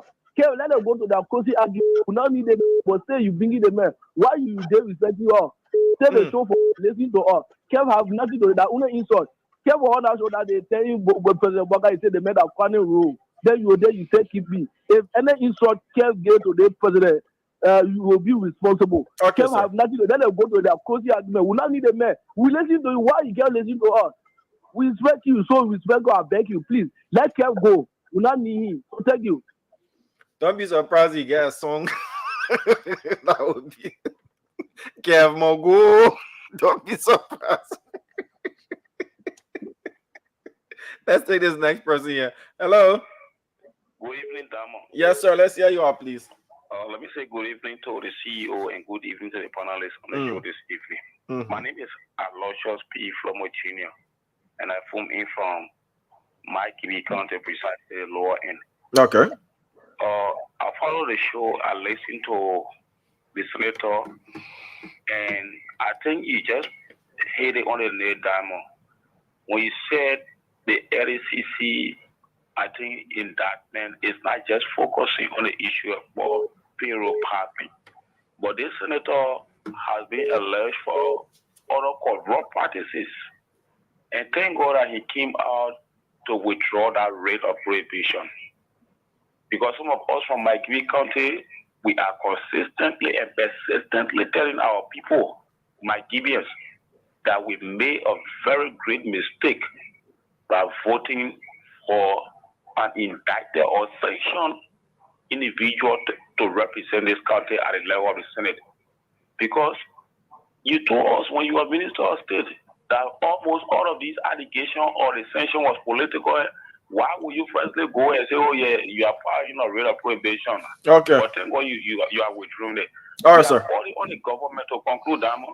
We are calling on the government to proceed with this particular process in making sure that this particular individual and other people that have been caught in the work can be accountable to some of their misappropriation or embezzlement of public funds. Thank you for having me. Thank you. Thank you. How many more callers we're taking? Just 2 more. I mean, all right, so take this person here. Pleasant night to you. Yeah, thank you. I'm Johnny Jacob, calling from Baptist Seminary. You're welcome, Johnny. Go ahead. Yeah, honestly, thank you to the CEO for the discussion. I really want for the particular senator basically will discuss every day and night. This senator is for this country. It's just Senator McGill. It's for the country here in a way that they see that already called country, a way on our own way they said that they couldn't move in power out of the country. It will make everything hard for the country, but we pray and we hope that the people will do extremely well in the particular country. So everything can be set up and we can come back on the red path that Lapro won and Lapro cover the same position. Okay.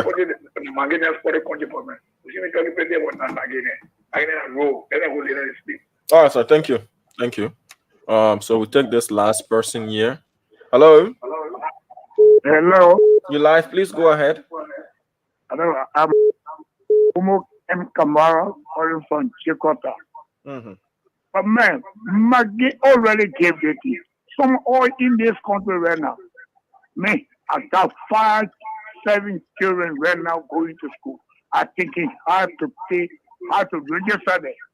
That's frustrating on me. People like that, Maggie already admitted. How will you put this and more people on payroll? Speaking part of rather in front of all here to mortgage all. We will not accept it. That money will be paid. Whatsoever to go, even to go to private money or Jesus Christ, whatsoever, that money should be paid. We'll be making us suffer too much in this country.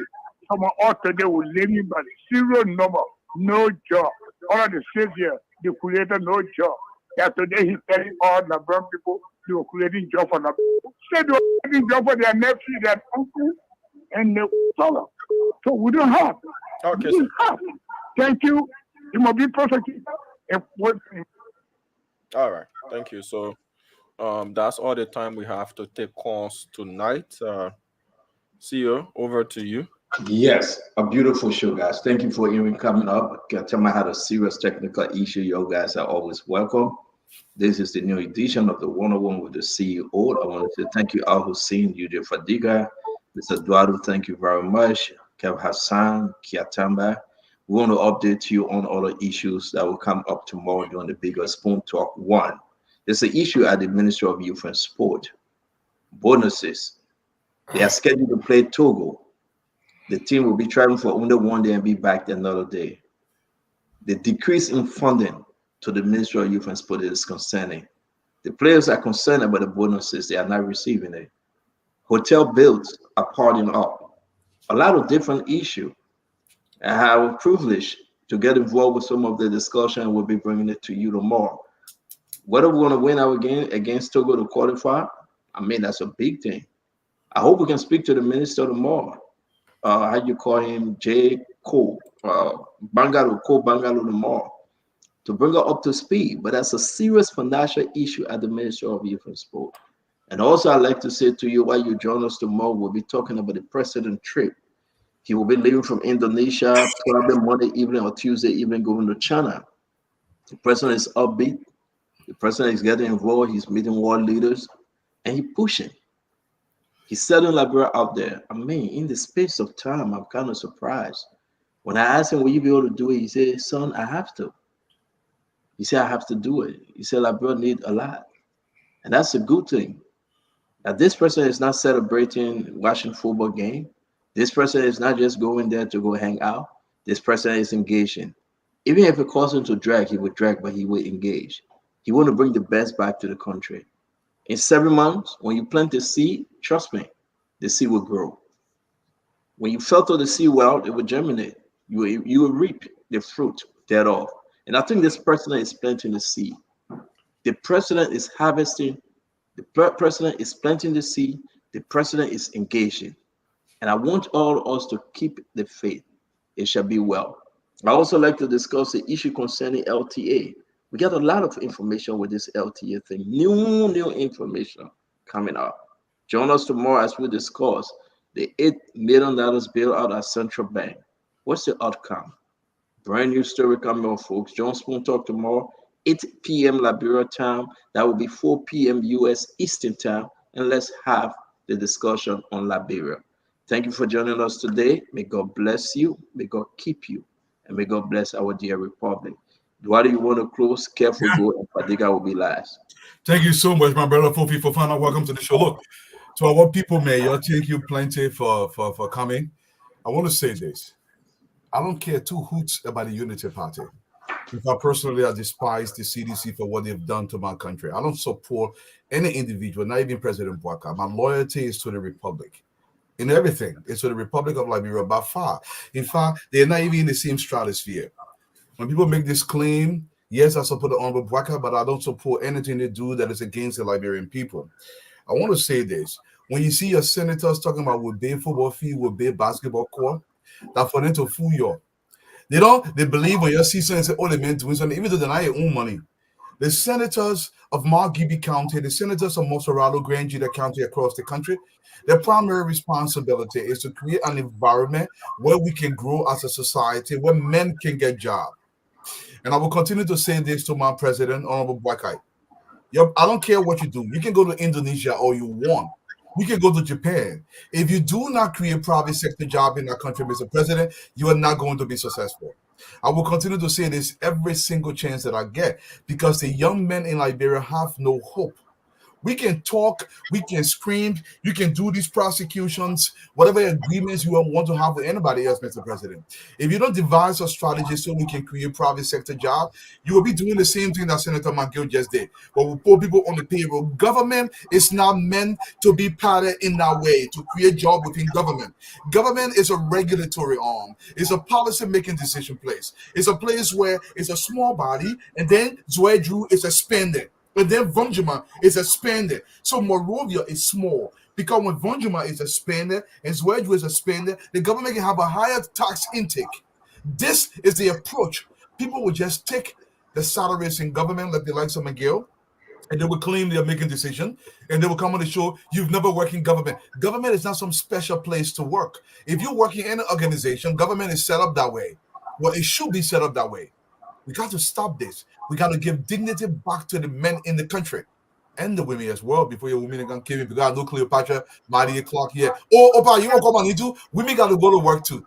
To put all joke aside, Mr. President, let's find a way to birth a private sector in Liberia. I'm serious about this, sir. Thank you so much. My brother kept her time.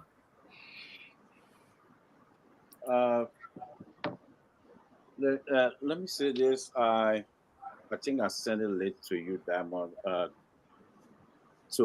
just want to congratulate my friend Robert Gagwa for his wedding. I just wanted to put a picture up, but maybe I don't know if it's late now. Send it to Diamond. Let Diamond put it up. Yeah, I sent it to Diamond already. Diamond, please put it up, please. Yeah. Yeah, a minute, sir. So he can be speaking. I'm trying to upload it. Thank you. I forgot entirely. Thank you. But while we are supposed to be at our wedding, my man, you escaped the man wedding. You know, Robert is a dear friend, good guy, independent minded. You know, one of the best gentlemen I ever come across. Yesterday was his wedding in Atlanta, Georgia. A lot of folks went there. It was superb. It was nice. I love it. I watched it the whole night. I couldn't go because I go there he is. Congratulations, Robert. I hope you have your good time with your dear wife. So that's him right there. That was a good program yesterday. Yeah. So thank you. Let me say this quick. McGill had a good show. He explained well because if anybody follow cases in America, people don't explain deep into what they're going to say because the case will be in court if they choose to go there, if LCC choose to go there. So you cannot come and explain in details. I know maybe some people will say, "Oh, you didn't say so," but that's not the way it works. You cannot go in details. You say something, and then LCC say, "Oh well." You go on the radio talking about the case and all that stuff. Most good lawyer will tell you not to even do interview. Most lawyer will say don't even do interview. So that's it. But let me say, GMB is going to China. If you guys hear anything about the bridge, McGill explained it well. McGill explained it well. That bridge that they're going to build is from the past government. Everything is secure. Everything is secure. So I hope when he come back, for the guy would say, "Oh, building bridge." No. 54 million, everything secure. So he go in there and come back. And one of the thing I'm saying, guys out there, 9 months, nothing to show for. 9 months. Nobody can tell me anything. Not even Fadiga, nobody can tell me nothing that this government has done or doing right now. No bread and butter issue, nothing. Let's look at all this allegation and everything. It's a cover up. It's a smart way to not actually speak on your commitment during the election. They spoke about increment on day one. They said day one. They spoke about increment. As the song say, blah blah. They spoke about road. Matter of fact, if you go on the mansion page, the president holding a phone that somebody sending him message, "Oh, the road good," and I believe that the minister of public works putting people together, giving them GMB phone number, calling GMB and fooling him. And that's what exactly GMB, that Vlad, somebody that GMB, calling a phone, leave message. You see what the public works minister doing to GMB? Playing him. They call it sub. They put somebody that call it paper, say they call it paper, say the road good. They put it fat, the paper put in it, and people clapping. And the reality is the road is not good. That's the reason we were saying, don't put GMB there, because GMB is on a borrowed time that he cannot. He's not up to speed. So I can put somebody now and call GMB and say, "Look, I traveled from here to Granger in 30 minutes." GMB will clap. That's what they're doing to him. So the reality, they're not telling him the reality. So he just all over the place, nothing he's doing. So at this moment, the country just running. Why you see people on fire, burning themselves on fire? While my good friend Mo is having good lunch. They're going to come in. But hey, he can come in. How long you want to talk for, Kev? How long you want to talk for? My man, I would just do.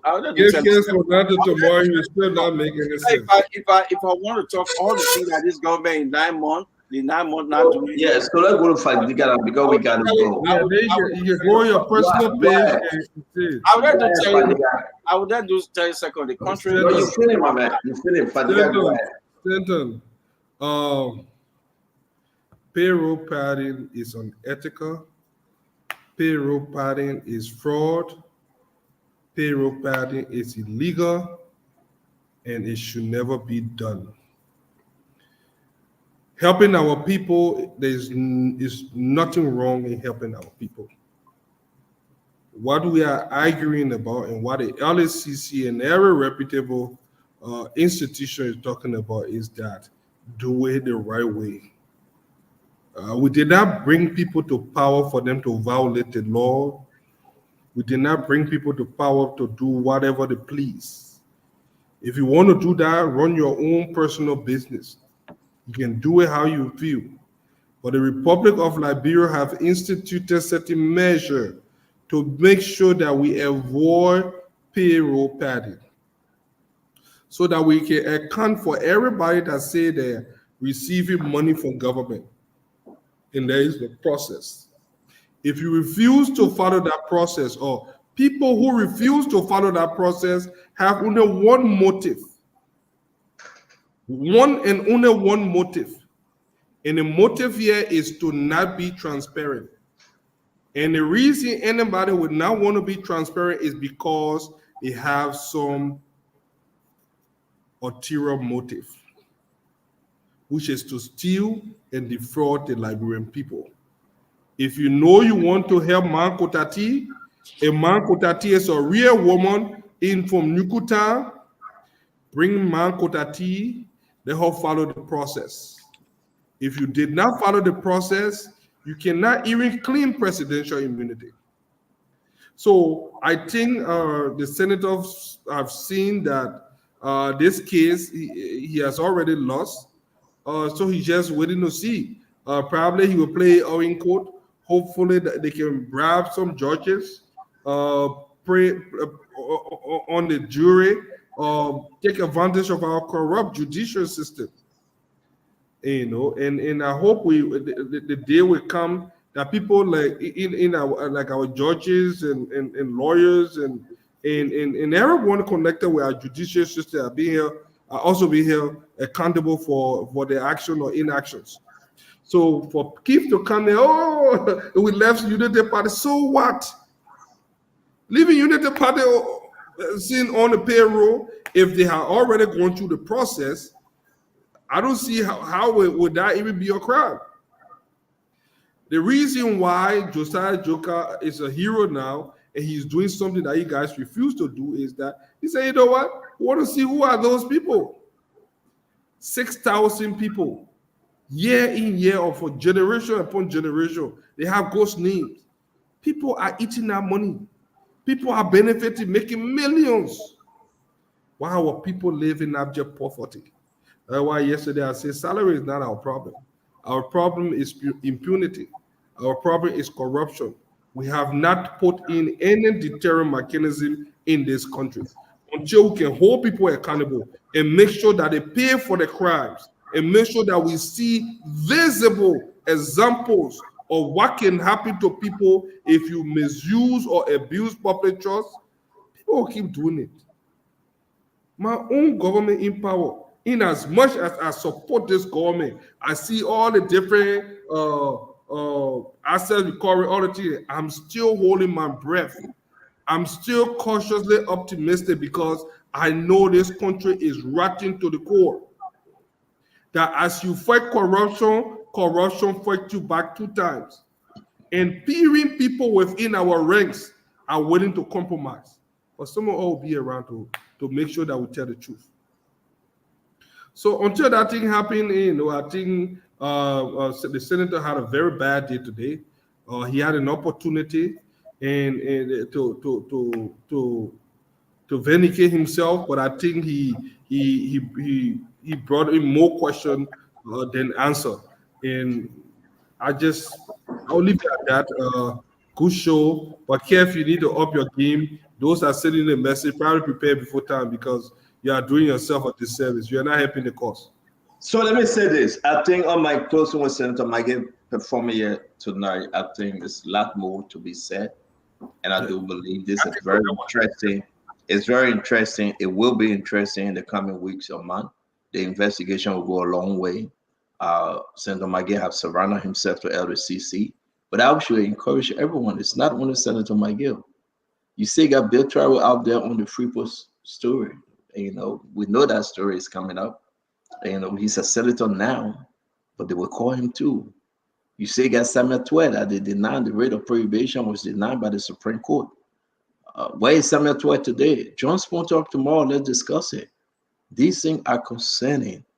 And I think if the Supreme Court set these people free, what will you say? But if they say they are guilty, I respect the Supreme Court. I respect the decision of everyone on the Supreme Court. I think they have the country at heart. I think they love Liberia, and I think they will be fair. They will do exactly what the Lord asked them to do, and they will be fair with the decision.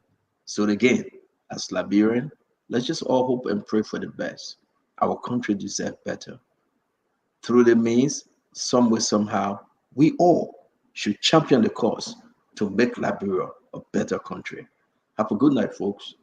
Kev, you're always welcome to come on one-on-one with the CEO. You will travel, you will not make it. Today, you didn't make it at all. You travel, you didn't make it. Damon, thank you. I can imagine get cook. Okay, you will know how Joe, we are Gardner with 25. He got 25 Gardner. So I'll see you later, man. They make you wait. The man talking mine. Okay. But I want to say thanks to everybody, man. Who? How much should I put a video up? If you got any video, you can put it up. Oh. Probably it's for the show, content for the show, but if not, then I'm going to bed. Today and the individual that you called. You called me. Yes. That's that. In fact, let me ask you the question. Who called me? I'm willing to answer any question you ask me. Go ahead. Who called me? But also be fair and answer my question when I ask you to. Okay. So who called me? I call you. Who switched to video? I switched to video. And what was the message you give? Okay. When I switch to video, who do you talk? Who you talk to when I switch to video? I talk to you. Only me? Only you. It was of course I was on speaker. So anybody else that was in the background where I talked to you, I was talking to you.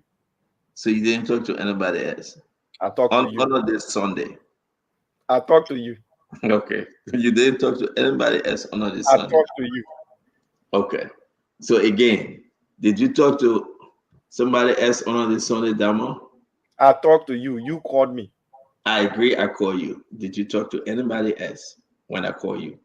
I don't know who else was listening, but I talked to you. Did you talk to any female when I call you? I talked to you, sir. You called me. Did you talk to any female when I call you? You called me. And then after did you text that female and say, well, you call her Isa? You called me. Oh, so that only line you called me. You called me. I was sitting by myself and you called me. That's the only line that you called me. That the new that you called me. I didn't receive any external call. My boss called me and I answered. James. That the new song, though. You called me. Okay. You called me. And you just admitted to everybody that you called me. I was just sitting by myself. You called me. I just trying to save you because you're so man listening. I don't want to get you in trouble. Let me just save you, okay? I really don't want you to come to work tomorrow. But again, guys, we're going to watch our Facebook page. Dama, please. This one shouldn't be deleted. Yeah. So let's wait and see. Yeah. But have a good day, Madama. It was a great show. Okay. Yeah. Thank you too. Pleasant night to you. Yeah, you too. All right, folks. Thank you so much for watching. Tomorrow, Spoon Talk will come your way at 8 p.m. My name is Diamond Slanger. This is our bid you farewell from Spoon House here in Congo Town. Pleasant night to you.